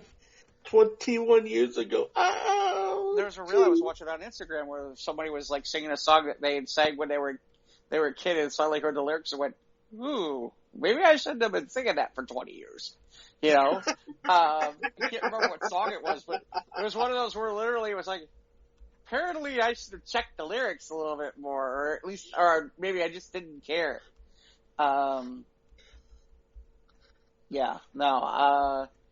So the other thing was, after we went off the air, there was a Spider-Man trailer. Yeah, that happened Tuesday, so hooray. I played Spider-Man in the arcade Sunday. Yay! Okay. I didn't know there was was it a new pinball, or? No. I was in there, spinning for Sweet Soulful Sunday, and I brought out my Los Tonosias. They're a surf band, but they're out of Spain, and they did a version of the Spider-Man theme. Really, really cool surf tune. Gotta turn you guys onto it one of these nights, and so I dropped that in there and everything. So you mean like the 60s Spider-Man theme show? The 60s theme song? Spider-Man theme. Yep. Okay. Neat. Cool stuff. I'll send you a file. Send me a file. By the way, Mike, the one thing I kind of laugh about is I keep hearing people talk about, like, okay, who's it's like, they've been counting like the Spider-Man bad guys who are like, okay, who's the sixth member of the Sinister Six that they're going to bring in? And I'm like, why is everybody so dumb? Why are they there, Jeff? Well, it seems pretty obvious. Unless they're going to go another direction with it, but you brought Venom into this universe. Right. You think that they're really not putting him in the movie? And they even showed him in like the post-credit scene from Venom 2. Right. Right. You think that they're really... Okay, okay, just forgive me, please, just for a second. Didn't Venom have its own movie? Yes. He had two. He had two movies. The Tom Hardy movies. Yeah, the Tom Hardy movies. But at the end of the last Tom Hardy movie, they had a situation where he got blinked into the Marvel Universe. Uh-huh. And supposedly is in the same universe as the current Spider-Man. So to me, Tom Holland. And Tom Holland. Yep. Which to me, no offense, people are sitting there going, well, who's the sixth member of the Sinister Six? Well, last time I checked, Venom's ass is in town. Okay. It's like, seems pretty obvious to me unless you're going to do a Spider-Man Venom team up, but I don't see that happening. Well, off the bat. didn't they say they were going to make a Craven movie, right? Yeah, at some point, but I think they backed off of that, though. Do you think they shelved it? I don't know. They probably, who knows? They may come back to it. The point being is, it's like, you don't make a move like that, especially considering what they talked about in the trailer, which is, okay, all these people have to go and have to die or whatever the hell they are. And it's like, okay, well then, I guess if all these people have to go back to where they were, then why would you bring Venom here? Because he can't, if he's not going to stay, then you're not going to get future movies. So I guess he's in this movie. Right. We just don't realize it yet, but. We got the guy back as the Sandman. We got, we had Thomas Hayden Church. Yeah. So, the guy you guys looking at it, so from you guys looking at it from your perspective platform, do you think it makes the most sense what they're doing? Well, we'll see. I don't know, Mike. What do you think? Looking forward to seeing what we didn't see in the trailer. There's there's people speculating that if the villains can get through these rifts caused by Doctor Strange's failed spell, then who's to say heroes can't come through? And people saying, "Where's Andrew Garfield and where's Tobey Maguire?" Like, just sit and wait. Well, I mean, let's be honest. There's a part of me where the last thing they show in the trailer is Tom Holland's Spider-Man trying to save MJ, who's falling off the bridge. The Zendaya MJ. Yeah, the Zendaya MJ. Yeah. Looking like Gwen Stacy from the Andrew from the Garfield comics and from the Andrew Garfield thing. Right. And all I can say is it's like, if they're not in this movie, this is where you look. If they're not in this movie, then he either saves her or she dies. Okay? If he's in this movie, if Andrew Garfield's in this movie, you know exactly where Andrew Garfield's going to show up. Which is at the moment right after that, to save the Zendaya MJ's ass. Right then and there. That's exactly what's going to happen. I mean, because it's just such a no-brainer. Yeah. There's the big audience pop right there is when he shows up and saves her when he couldn't save Gwen Stacy like that in the second Amazing Spider-Man movie. Which would be a nice little moment to give the audience. But I mean, the trailer's interesting. It seems like Doctor Strange in some ways almost sort of becomes an adversary for Spider-Man in this movie at one point. Possibly. And then we get the greatest line of all. We get one of the great Marvel creation lines that if I was Warner Brothers, I would so start printing shirts like this right now, which is Scooby-Doo this shit, please. Somebody's already made a T-shirt. Somebody's already, all the catchphrases, all the lines from Marvel. Right, but Scooby-Doo is trademark. Last I checked, I think how can you make a Scooby-Doo shirt without permission from Warner Brothers? Right. I don't think. And Warner Brothers is part of DC, and they've had Scooby-Doo DC crossovers, so. Yeah, but it's Marvel. Marvel, you can't exactly have a shirt with one of the Marvel characters with them saying Scooby-Doo this shit. I don't think that's that. I don't think you can legally. Maybe they got Warner Brothers permission just to. Oh my God! If not, this is one big clusterfuck of trademark infringement. Well, no, I mean, here's the thing: you can say it on a movie. You can say it in the movie. I mean, it's no big deal about saying it in a movie. But you can't make merchandise about it. You can't sit there and unless they get a percentage. Unless they got cut a deal. Unless they work out the merchant situation for that particular copywritten, possibly trademark thing that you're, putting on a bunch of illegal shirts. I mean, look, I know that the concept of the Scooby type gang has become a thing since the 90s in different shows, in different genres of everyone creating your Scooby gang, sort of. But at the same time, that's not generic enough that you can sit there and go, right, Scooby do this, Scooby do this shit, please. That's not, you're not going to be able to pull that one off. Sorry. No way. Well, no, because it's instantaneously recognizable. I mean, come on. Well, it's also not generic enough. Yeah. No. I wouldn't worry about it.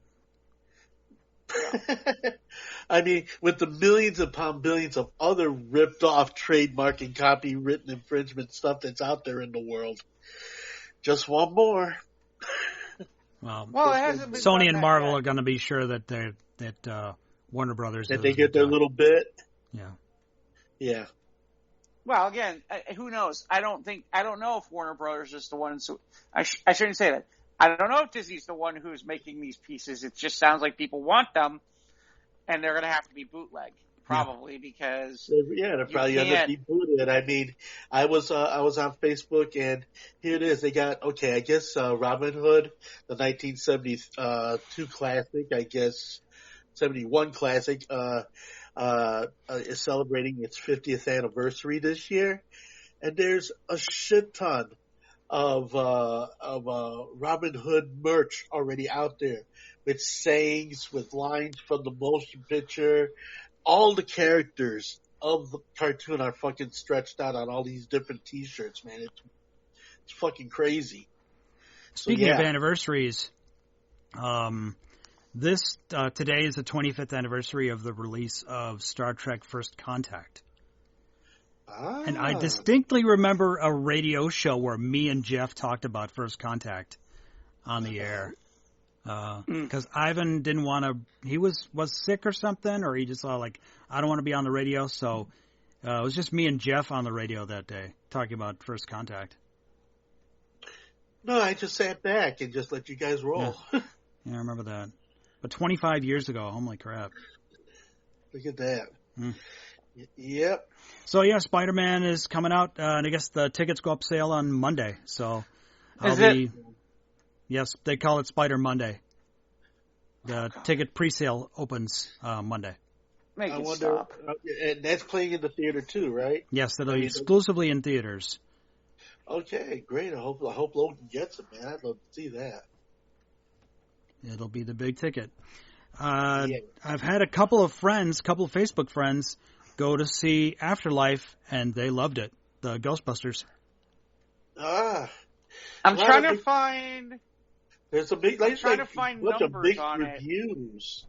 A lot of mixed reviews on it. I heard I've had a couple friends. 44 million domestic. That's not bad. No, that's not shabby. That's not bad considering the fact you got people who aren't willing to go to the movie theater. Right. Well, 400 million. Okay. What Not else? 400 million. 44 million. Oh, okay. Well, it's still big a number. That's. To give perspective, Shang-Chi did. Not Shang-Chi. What do you call it? Eternals did what? 71. Eternals did good too. Yes. Yep. Eternals did 71. Rightfully so. It was a kick-ass movie, even from a novice guy like myself. But the point I'm getting at is, we're talking about 44 million during COVID, and that's only about 30 million behind. Not even 30. Yeah. Right. A little under 30 behind Eternals.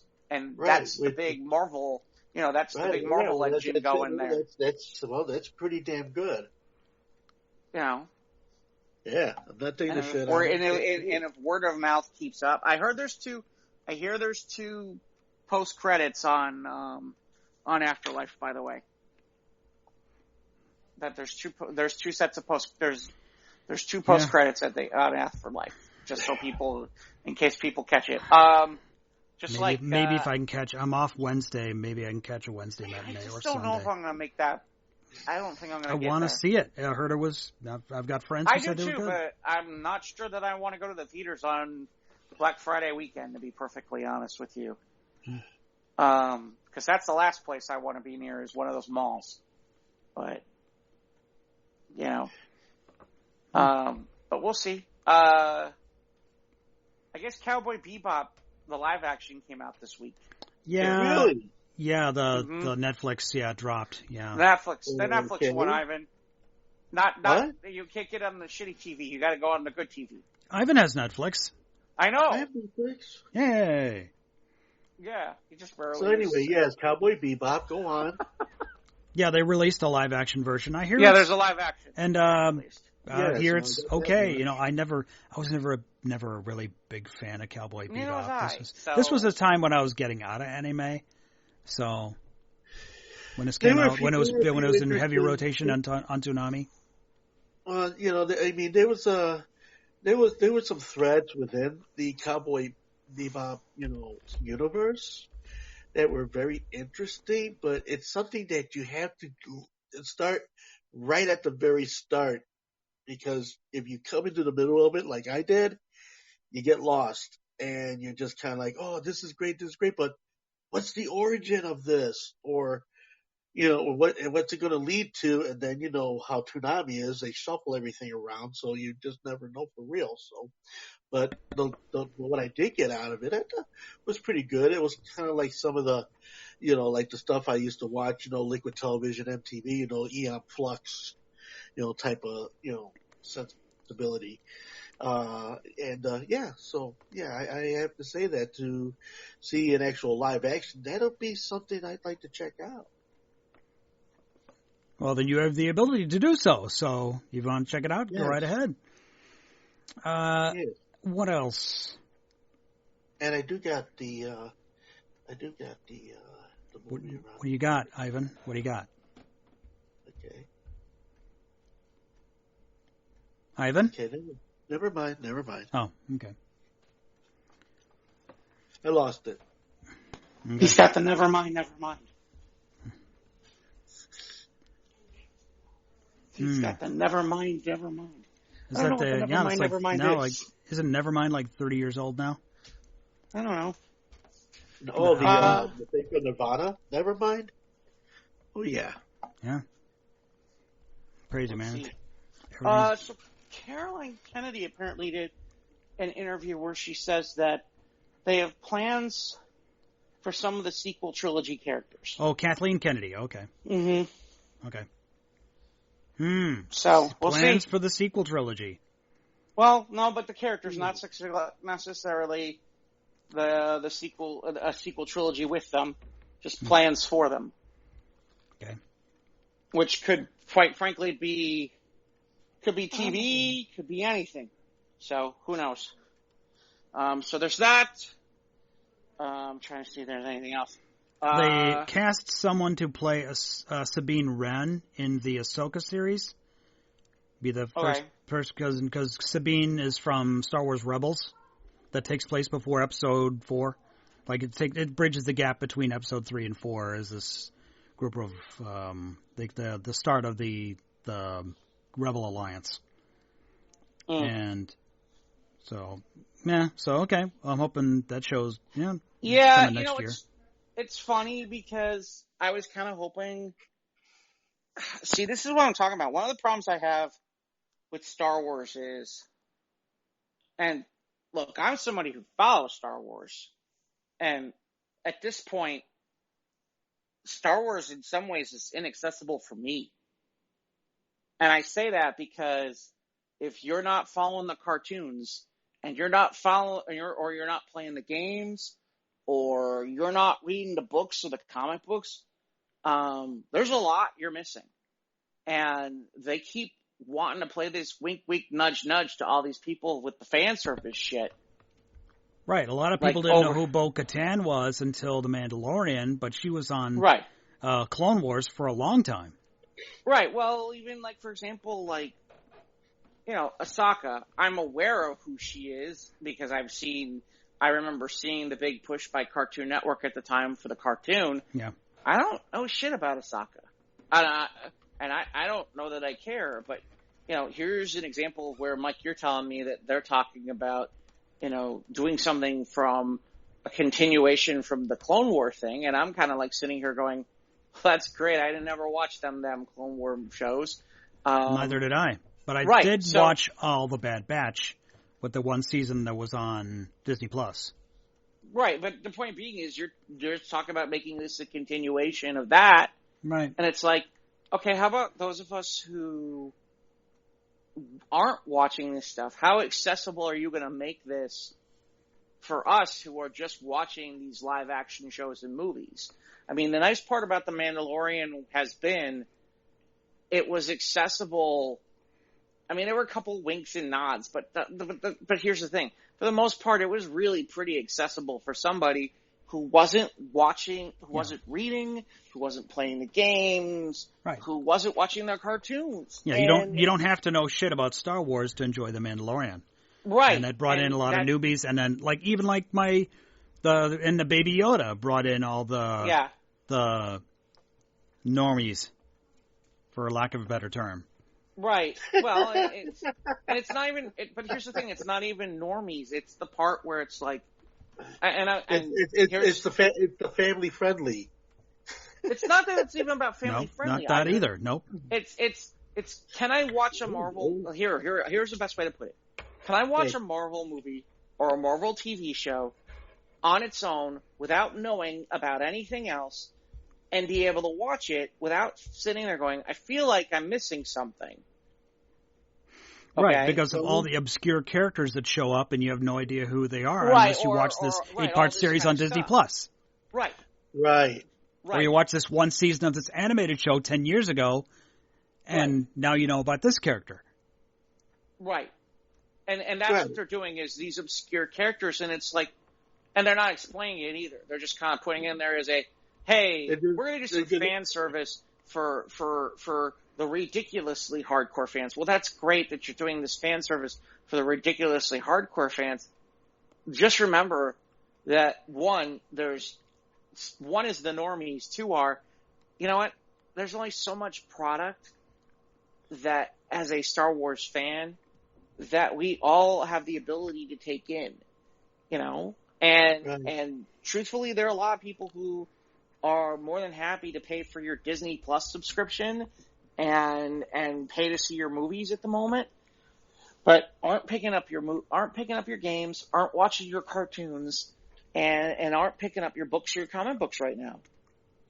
And if you're going to basically keep giving nods to those individuals without letting us all in on the rest of it, Yeah. Then you kind of get thrown to save your face. I mean, that just seems. Yeah, well, this new trilogy they want to start new. They want to start from scratch, I presume. I hope. Well, no, I mean, again, Mike. Let's be clear. What Kathleen Kennedy said was that she sees things as in that they are looking to find use for characters from the newer characters from the new trilogy. It does not mean that they're creating a new trilogy out of all of them or any of them. It just means that they have other plans for them to do new material with. Oh. That's all. Yeah. It doesn't mean that this is going to be, they're going to make a new trilogy with these characters. That has nothing to do with it. That is still up in the air. Ooh. I'm still not positive you couldn't do a trilogy of Mandalorian movies and not be fine. Ooh. And I think that would be something that people would want to watch. Ooh. Good. But we'll see. Right now they can't seem to keep a producer or a director who they've brought on lately because they keep getting in a fight. It sounds exactly like all the problems they had beforehand, which means that with they're Rogue back One to and with Solo and all this shit shit with Ryan Johnson and J.J. Abrams. Right, and all that shit. So it seems like we're back to that again. And I'm like, and it's like, really? Seriously? You finally have gotten your guys' selves figured out with this stuff, and it's like, nope, we're going to go back to being stupid again. So, there were a lot of people who were hoping Kathleen Kennedy got fired. There's a YouTube video every week about how she's about to get fired. Yeah, except she just got re-upped. Yeah. So she ain't getting fired. No. So, sure, her job is, I don't know whose job is safer, hers or Ted Phillips from the Chicago Bears. Probably hers at this point, but that'd be a hard bet. I'm not sure which way I'd go. So yeah, there's that. Yeah. Apparently, Power Rangers Cinematic Universe series of movies going to Netflix. Okay. I guess there's people who still watch it. I have no idea. Wasn't an ardent follower, so. Well, there are 90s kids, that's the age group right now. People in their 30s who watched it as kids. Right. And now they're all like, they have disposable income and jobs, and they have this nostalgia that we have that they want to feed upon. Mm-hmm. So it makes perfect sense. I guess. Well, I mean, kind of like the whole nostalgia for, Ghostbusters Afterlife, which, by the way, that movie is playing at the Logan, which was to finish off my previous thought that I got lost along the way. So I'm going to go check that out. So anyway, yeah, I didn't want to leave that. You gonna have time this week with all your packing and moving and all that, even with the Turkey Day? Well, might see maybe tomorrow is a possibility. I mean, I don't know, I'm not sure, but anything can happen. So we'll see. Okay. Yeah. So, but yeah, just Okay. So I'm sorry, I didn't mean to take you away from what you were saying. Sorry. So I guess we can get into Yellowstone. That's the latest episode that aired Sunday, the 21st. We get a little bit more of Jimmy's journey to this supposed ranch where they're going to make a strapping cowboy out of him. So that's happening, and he's reluctant to send a letter to his girlfriend, and I think she's on the out. I think she wants to leave. They revealed who ordered the hit on the Duttons. Well, yeah, spoilers for anybody who isn't watching, or if you want to pause or whatever, or fast forward. Yeah. It's turns out it's Jamie's biological father who did it without his knowledge. Now, Jamie is the adopted son who is now estranged by the family, and so this makes things awkward, although, there's still a bit of a bond between him and Casey, but there's no love lost between. Let's hold off for a second there. It's assumed because the father's name is on a list. On a list who wanted to see this person. Or was a roommate of them. Yeah. There's a part is a cellmate? I thought it was a visitation log. No, he's a cellmate. Oh, okay. But here's the thing. How do I put this? Because I think I said to you last week, it seemed obvious to me from the get-go that it was Jamie's dad. Yeah. As soon as they said it wasn't the real estate guy, dude from the slimy real estate guy who died via snake bite at the finale there. But there's something about the way this is getting pushed that there's a part of me where I'm like, they might go one more twist. They might want to go one more twist where, no, it's not him at all. It was somebody else entirely. I could be wrong. They might. I hope. Yeah. I wouldn't be shocked if they just basically did it the way they did it, because it creates some really, really major conflict for Jamie. But there's a possibility they could twist this a little further and be like, no, actually, it's not him. It's somebody else entirely. Which would be interesting. I don't know who the hell it would be at that point, but maybe somebody else. Who knows? Yeah, we know it isn't the Indians because they led him to the dude. Yeah. Where Kevin Costner killed him. So I don't know. Yeah, we'll see. And now, and also the rival, the new real estate mogul, has come up. Looks like she's looking to hire. If you can't beat them, join them, or something like that, or keep your friends closer, enemies closer. So they want to hire Beth to help look for another place to cash in on this Old West stuff in Montana. So So, and of course, Beth brought this, ran this over her dad, wanted to let him know what she's up to, and it seems like, well, they're saying name their price, and so I think she's going to name it, and like according to previews, looks like she's going to take the job. And also, I guess Casey's son and wife are trying to mend fences and then get over this whole the raid that broke in at the ranch and the PTSD that they seem to be suffering from. So that's happening. And also, I guess, what's Beth's boyfriend's name again? Is that Rip? Is that his name? Jeff? Yeah. Yeah. I guess he doesn't know when his birthday is. Yeah, that was weird. That seems a little on the nose for Old West kind of. He didn't give a rip about his birthday. Yeah. That was a little too on the nose too, Ivan. Hello. So Beth's like, we'll make it this day, and then we're gonna celebrate your day. And like, I don't celebrating my birth or something my parents never really celebrate. I came from hell and I was born in a paper sack in the bottom of a sewer. I was. Nobody likes me. In my Gristle. I ran and a hard life.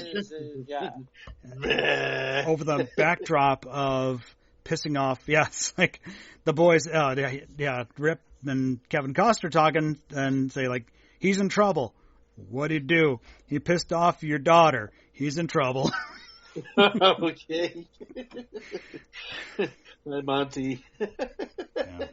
I think the one thing that I'm kind of surprised by is I kind of thought once Jimmy left,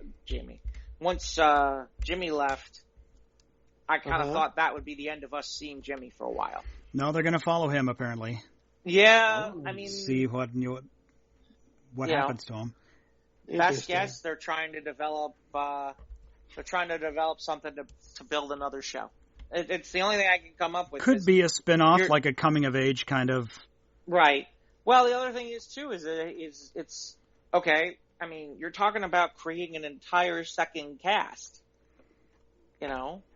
I mean... Yeah, and we got a longer trailer for this 1885 series that's going to be on Paramount Plus. And that looks great. I'll watch it. By the way, Mike, you'll get a kick out of this. As we're recording, guess what I got in my email? If you subscribe, you can get a free month for Paramount Plus right now. And it ends, what was it? November 29th. You have to do it by the 29th. Oh, okay. Well, I got Disney Plus now coming my way. Hey, all right, bro. Boomer priced at $1.99 for the first month and $7.99. $2? Holy crap! Wow, dude. $7.99 after the first month for 12 months. So, yeah, it would continue. Yeah, man. Spoke to my accountant, and we got a loan, and I got the $2. Got the financing plan for the $1.99. Well, congratulations, Ivan. There's a plethora of content for you to choose from there on Disney Plus. Yonder. So yeah, Yellowstone's still good, still enthralled. Can't wait for next episode. And I guess starting Turkey Day, they're gonna do a marathon again. Yeah, they did one. I think they did one leading up to the season 4 premiere. Yeah, maybe. Again, like I said, that could be good, no? Well, it's a good draw for Paramount Network. So, okay. Of course, all the commercials. You fast forward through all the commercials. I have to watch it live and just mute the commercial or go up and use the bathroom or get a sandwich or whatever. Usually I'm doing something so that doesn't. All the commercials are like they're all almost some of the commercials almost like they belong in the show, like they're selling for county tractor supply, or there's famous boots, or there's a ranch seltzer water, or Ram trucks, and Like, these commercials fit right in. It's like, you almost expect Kevin Costner to hold up a pair of boots. They're like, yeah, brought to you by this pair of boots or whatever. Yeah. My favorite was they were doing some sort of hard seltzer. Oh, this ranch seltzer or whatever. Ranch water. It's White Claw for people with cowboy hats. Yeah. Is the other cowboy making a all return? the tropes, all the sitting by the fire and playing the guitar, and you got your pickup truck, and you're on the ranch, and you're and drink this ranch, whatever the fuck it is. Yeah. You know? Yep. Ranch this. Ranch this. It was some sort of I think ranch we got this something week's or other. title. Yeah. Okay. So yeah. The only other thing the only thing Hawkeye on Wednesday. Geez, that's tomorrow. Oh, geez, that's Wednesday? Oh my goodness. Yep. 24th. And Okay. supposedly it is set 2 years. Ooh. It is set 2 years after Endgame. After Endgame. Which means that's after the Spider-Man movie. It brings it up to current, brings it up to current date. Because it has been, is it? It has been 2 years since, it's been 2.5 years since Endgame in real time. Well, I don't know what time is in Marvel time anymore. I gave up. I'm not doing the math. I'm not doing the math. You leave the nerds to say, well, this actually takes place between WandaVision and Loki series. Let me know the answer. Yeah. Thank you. And you give your long-winded answer that I don't fucking care about. Just give me a fucking answer and be done. Yeah. Please. Oh, I'm sorry. I'm sorry. Ridley Scott, you can go fuck yourself. We'll go there. I watched a video about Ridley Scott. Did you ever see Prometheus? No. You don't watch the Alien movies? Yeah. I watched the one movie, the Alien, the second one. Yeah, Alien's the action one with Bill Paxton and Paul Reiser. That was obviously probably the best one, if I'd say. But Prometheus was supposed to they set it up as a prequel series to the Alien movies. It didn't go nowhere and it was shitty. Yeah, it was. It took a shit? Because I guess there were some edited scenes or from a director's cut or even some give us another director's cut. Or some unused dialogue from an early draft about the meeting with the engineer, and this would have, and everyone go to this YouTube video, and at the comment sections are like, "Oh, this movie would have been so much better, but Ridley Scott ruined it by doing this." I'm like, "Oh, okay." Oh, all I know is Ridley Scott. Last week Ridley Scott is bitching about Marvel movies. This week he's bitching at millennials because his movie didn't do well. And it's like, I'm just curious. Do you think any of this is going to help your ass to make better movies? No. To help your ass with movies in the future? And what was this shit about somebody said there's a script for Gladiator 2? Huh? Yeah, I think so. Yeah, but Russell Crowe died at the end of it. A while ago. I mean, what the? I think we talked about this a while ago. That we how talked about there's a second Gladiator movie coming. 2000. 21 years fucking later. I mean, really? Mm-hmm. I mean, see how that worked for The Incredibles. Remember? See how that worked for Duke Nukem. Here, Ridley Scott, Gladiator 2, written and now ready for film. This was back in September. That they talked about this. No thanks. Gladiator was great. This goes back even further. Here we go. Gladiator 2 definitely happening. Ridley Scott has given an update and its status in 2018. It was announced the filmmaker was planning to make a direct follow-up to his 2000 historical epic. Yeah, I don't know what the fuck you could pop. Maybe the kid? Yeah, at this point, the son. That would that be the only feasible thing that could make? Yeah, the chick's son who was, they made her the emperor. No, I wasn't even thinking about that. Well, okay, that too, but didn't he have kids? No, that's right, they killed the kid. No, they killed his son. Okay, so father to a murdered son, husband to a murdered wife, and now I'll have my vengeance. Maybe they let him out of the What is okay, Batman? This is Batman. This is Gladiator.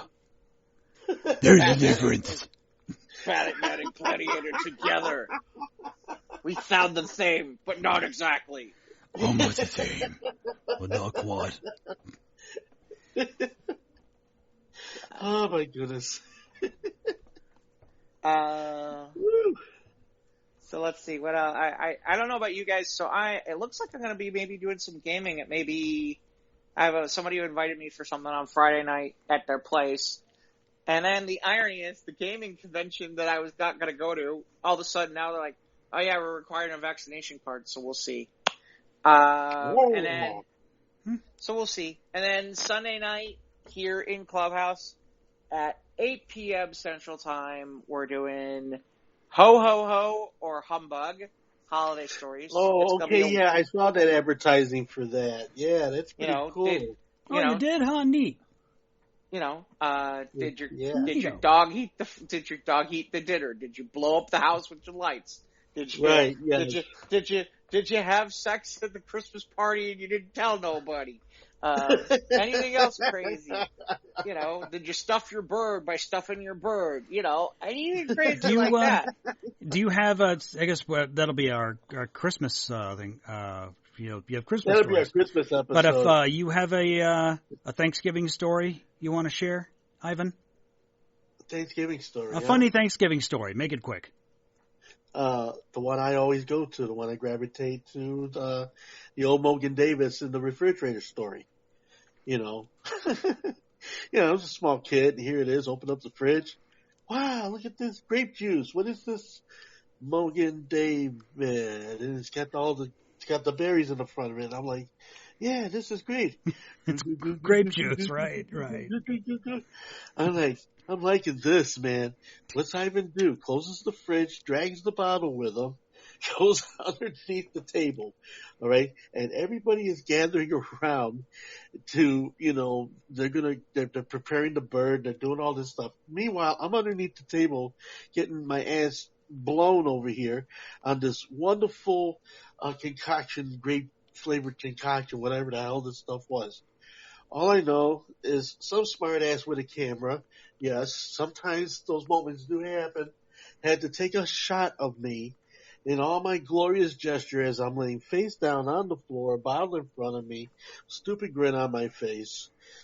And, that 1964. Wow.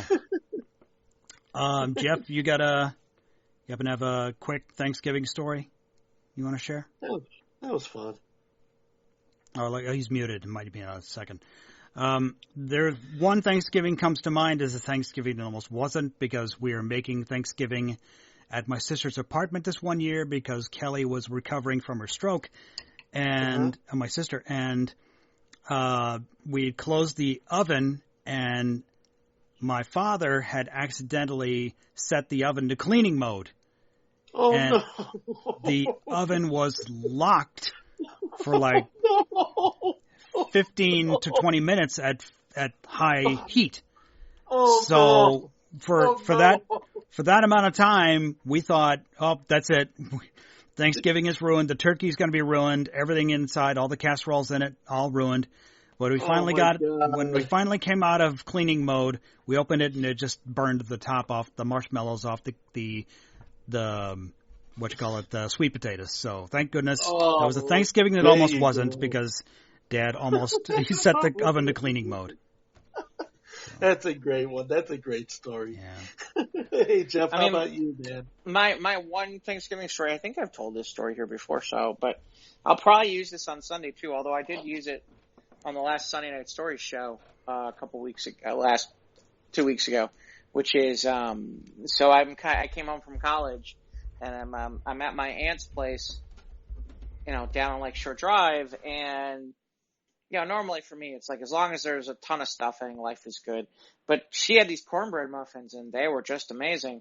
I kept eating them like it was going out of style, and I said to her, these are really great, and she said, oh, thank you. And like I said, I kept eating them, and I can't seem to stop eating them. And I'm like, these are really great. These are amazing. And she's like, oh, thank you so much. I'm like, oh, you're welcome. And finally, I'm literally like kind of sitting there going, this is ridiculous. Well, my reaction is, I was sitting there, I'm like, you know what? These are so good. I need to get a recipe for these. I need to know how you make these. I said to her, these are so good. I love them. Can you give me the recipe for how you make these? And she said, I got them at KFC. Taking compliments the whole time. 4 hours. She sat there and tried to pass her shit off. This shit off as hers. If I had asked for a recipe, her plan was to pass off the KFC cornbread muffins as hers. Oh, that's hysterical. Milli Vanilli the cornbread muffins. I'm like, okay. I look at her like, and it's funny because it's like she knew she was cornered. She's like, that just says, I have to come clean. I walk to my mom. You calm down. Calm down! I'm trying to pass off the food. Oh my God, that's hysterical. Oh my I'm God, like, you made me sit there for 4 hours taking every compliment as if you made these things. All you did was went down the street to damn KFC and bought them.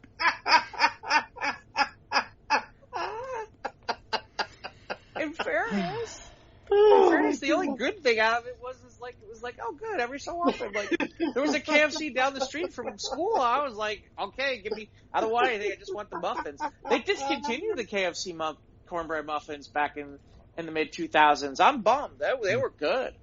No, they were good.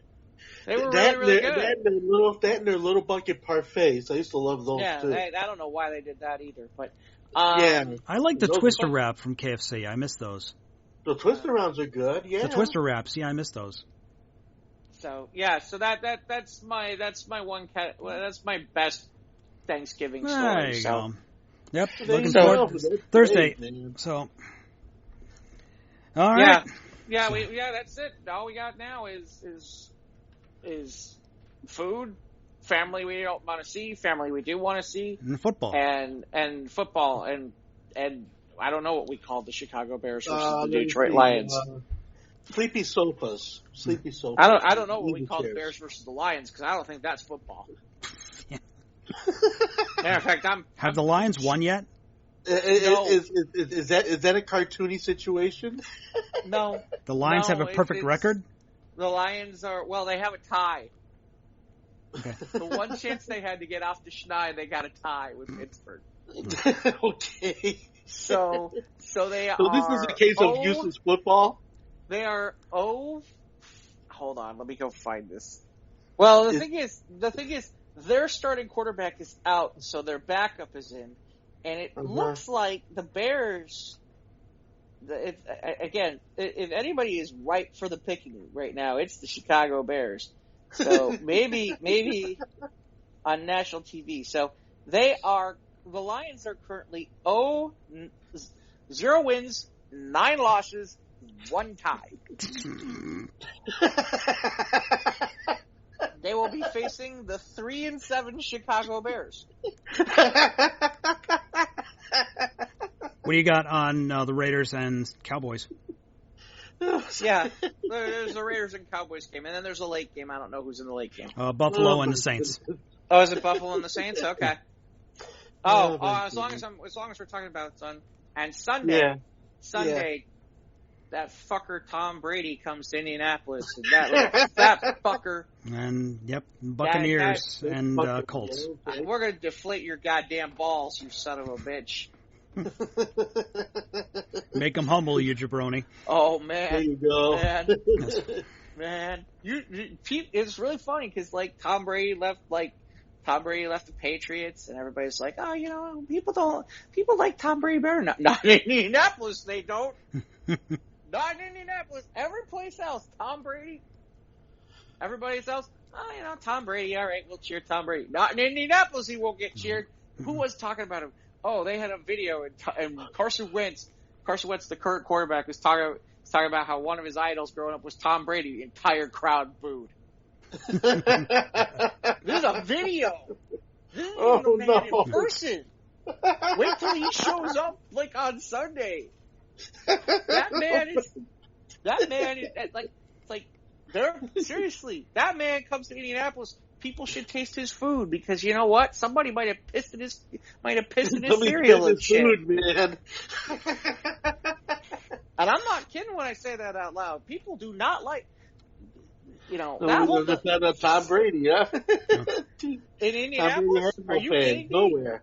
What? In Tom Brady in Indianapolis, that is the one place where if you're Tom Brady, it's like, I'll stay in my room where it's safe. Yeah, you're damn right you're going to stay in your room where it's safe.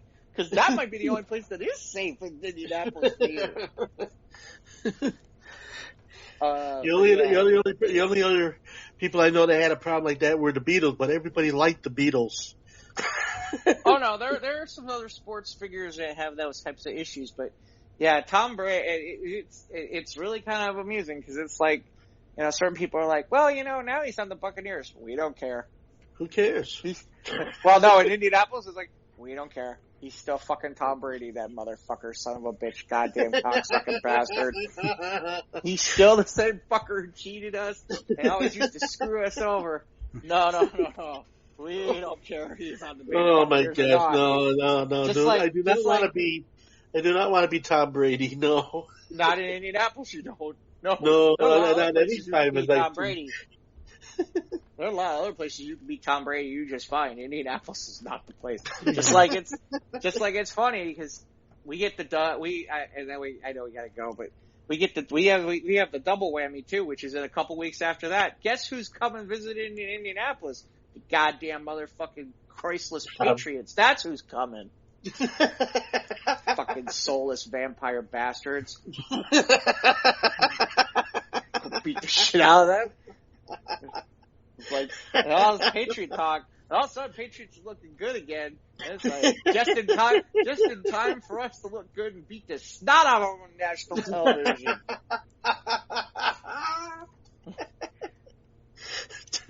You ain't got no time. Yeah, you got a rookie quarterback this time. You ain't got no Tom Brady. We played his ass already. Now we're gonna put you in the ground, you little fuckers. You cheating bastard. Darth Vader motherfucker. I swear to God, I can't stand the Patriots and Tom Brady. Those are fucking pieces. You know what the funny part is, Mike? You'll get a kick out of this. As much as I can't stand the Packers, not nearly as much as I can't stand Tom Brady, the goddamn Patriots. I can kind of live with the Packers a little bit. You've had to sit through a couple of Packers-Patriots Super Bowls before. Yeah, there was one. That was bad. That was not a fun day, by the way. No. In fairness, though, that was before Tom Brady. Okay, that was before Tom Brady. That was during Brett Favre day. Yeah. That was like Brett Favre and Drew Bledsoe. That was not like Tom Brady and like Aaron Rodgers. That wasn't that. Oh, that's a little different. Back then the Patriots were bastards yet. They still had Bill Parcells. Yeah. Well, they didn't. That cheating motherfucker was just an assistant. That fucking Bill Belichick motherfucker. And his asshole offensive coordinator who was supposed to be our coach who backed out. Like, fuck you. Fuck you. Well, as Jeff laments his football, I'm not lamenting football. We won 41-15, bitch. We're gonna kick some ass on Sunday. What are the Colts records now? 6-5. That's not bad. We got a few more to go. Freaking Jonathan Taylor scored 5 touchdowns and went for 200 total yards on Sunday. Well, he's the best running back in the goddamn league right now. He gets a cookie for the day. So he got more. He got the whole fucking cookie factory, motherfucker. He got all the cookies. He even took the cookies away from Cookie Monster. Yep, totally gone. Bye. By the way, did you guys catch that? So apparently Ted Cruz went after Sesame Street and someone created a parody account where Big Bird's running against Ted Cruz for Senate. Yeah, because Big Bird tweeted about getting the vaccine. Yeah. And so Ted Cruz retaliated about whatever, and then all of Sesame Street is teaming up against Ted Cruz. Yeah. Oh, and there's an update in this. There's an update on this. Ted Cruz sent out on his official page. It says Happy Thanksgiving, and it's all the little Sesame Street characters sitting around a bird with two long legs that look like Big Bird's legs. Oh. And all those parents, and there's a part where it's like that's cold. At the same time, there's a part that's cutthroat, man. That's all the way wrong. Well, it's funny because there's a part of me where it's like there's part of me where it's funny. There's a part of me where it's like, oh, really? And it's so funny because right away, like all those little Sesame Street characters are like, you're talking about killing my friend, and there's a part of me like, it's a fictional goddamn character. Come on now. I don't know. Oh, it's like. So Ivan, you spinning this weekend at all? Right round. Yep. Well, right round. Right, because I'm not doing the Moon Soul music sensibilities during the week this week. The only commitment I have right now is for the Northern Soul Music Keep the Faith page with John Bond, and I'll be doing that at 2 p.m. on Wednesday, and Central Standard Time. By the time this gets put up, it would have happened. But yeah, that's. So you're taking the weekend off? Yeah, okay. I'm gonna be with family. I wish I was able to have my whole family in one spot.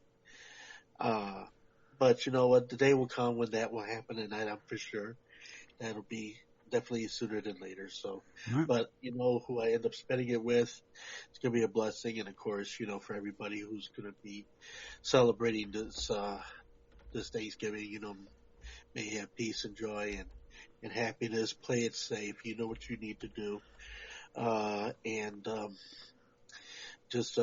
If you're drinking, don't drive, be careful, be cognizant of your surroundings, but, most of all, don't wait till Thanksgiving to be with your family, friends, and loved ones. That's what the rest of the days of the year is all about too. So, but yeah, enjoy the week. Okay. Yes. Jeff, and you'll be on Clubhouse on Sunday for the ho ho ho or humbug. Yep. I might jump in on that. All right. I'm gonna warn people now. It's a 10-minute time limit, and I think I got somebody who's got my cutoff music, which is gonna be "You're a Mean One, Mr. Grinch." And this is the thing that's important. Just remember, don't drink and drive. It ruins the upholstery. This is sponsored by Damn Drunk Drivers Against Mad Mothers. There you go. I knew a guy who was an upholsterer. He got hit he was in a bad car accident, but he's fully recovered. Nice. Wow. Okay. Time to wrap it up. Tell us where to find every. Okay. Tell them where we find. You get the idea. You tell Wrench we're on Instagram and Twitter at SOTRT Podcast. From YouTube, click the bell, subscribe. You know when to get new content. Follow us on Facebook, the Squares Roundtable Facebook page, where we have all our memes and articles and stuff, as well as Jive and Ivan's Vibe Tribe. That's a little more on the raunchy side. And the downloading of this episode can be found on your usual podcast hosting platforms: Google, Apple, Spotify, Anchor, anchor.fm/SOTRT if you want to type in the URL like the mega hacker that you are from the 90s. And email us at sotrtpodcast@gmail.com. Ivan spins on Twitch at Java and Ivan. Jeff is everywhere at Dynamite Productions. And thank you, everybody who stopped by on Clubhouse here to listen in. Yeah, thanks to Alyssa for hanging out. And Hillary just popped in. She's going to be a co-host this weekend. And Hillary, if we weren't just really pretty much ending, I'd bring you up on stage. But we're pretty much just ending the show. Otherwise, we'd bring you back. We'd bring you up. As a matter of fact, I was looking for you earlier when Alyssa was on. So that do. Happy Thanksgiving, everybody. Much love. Peace out.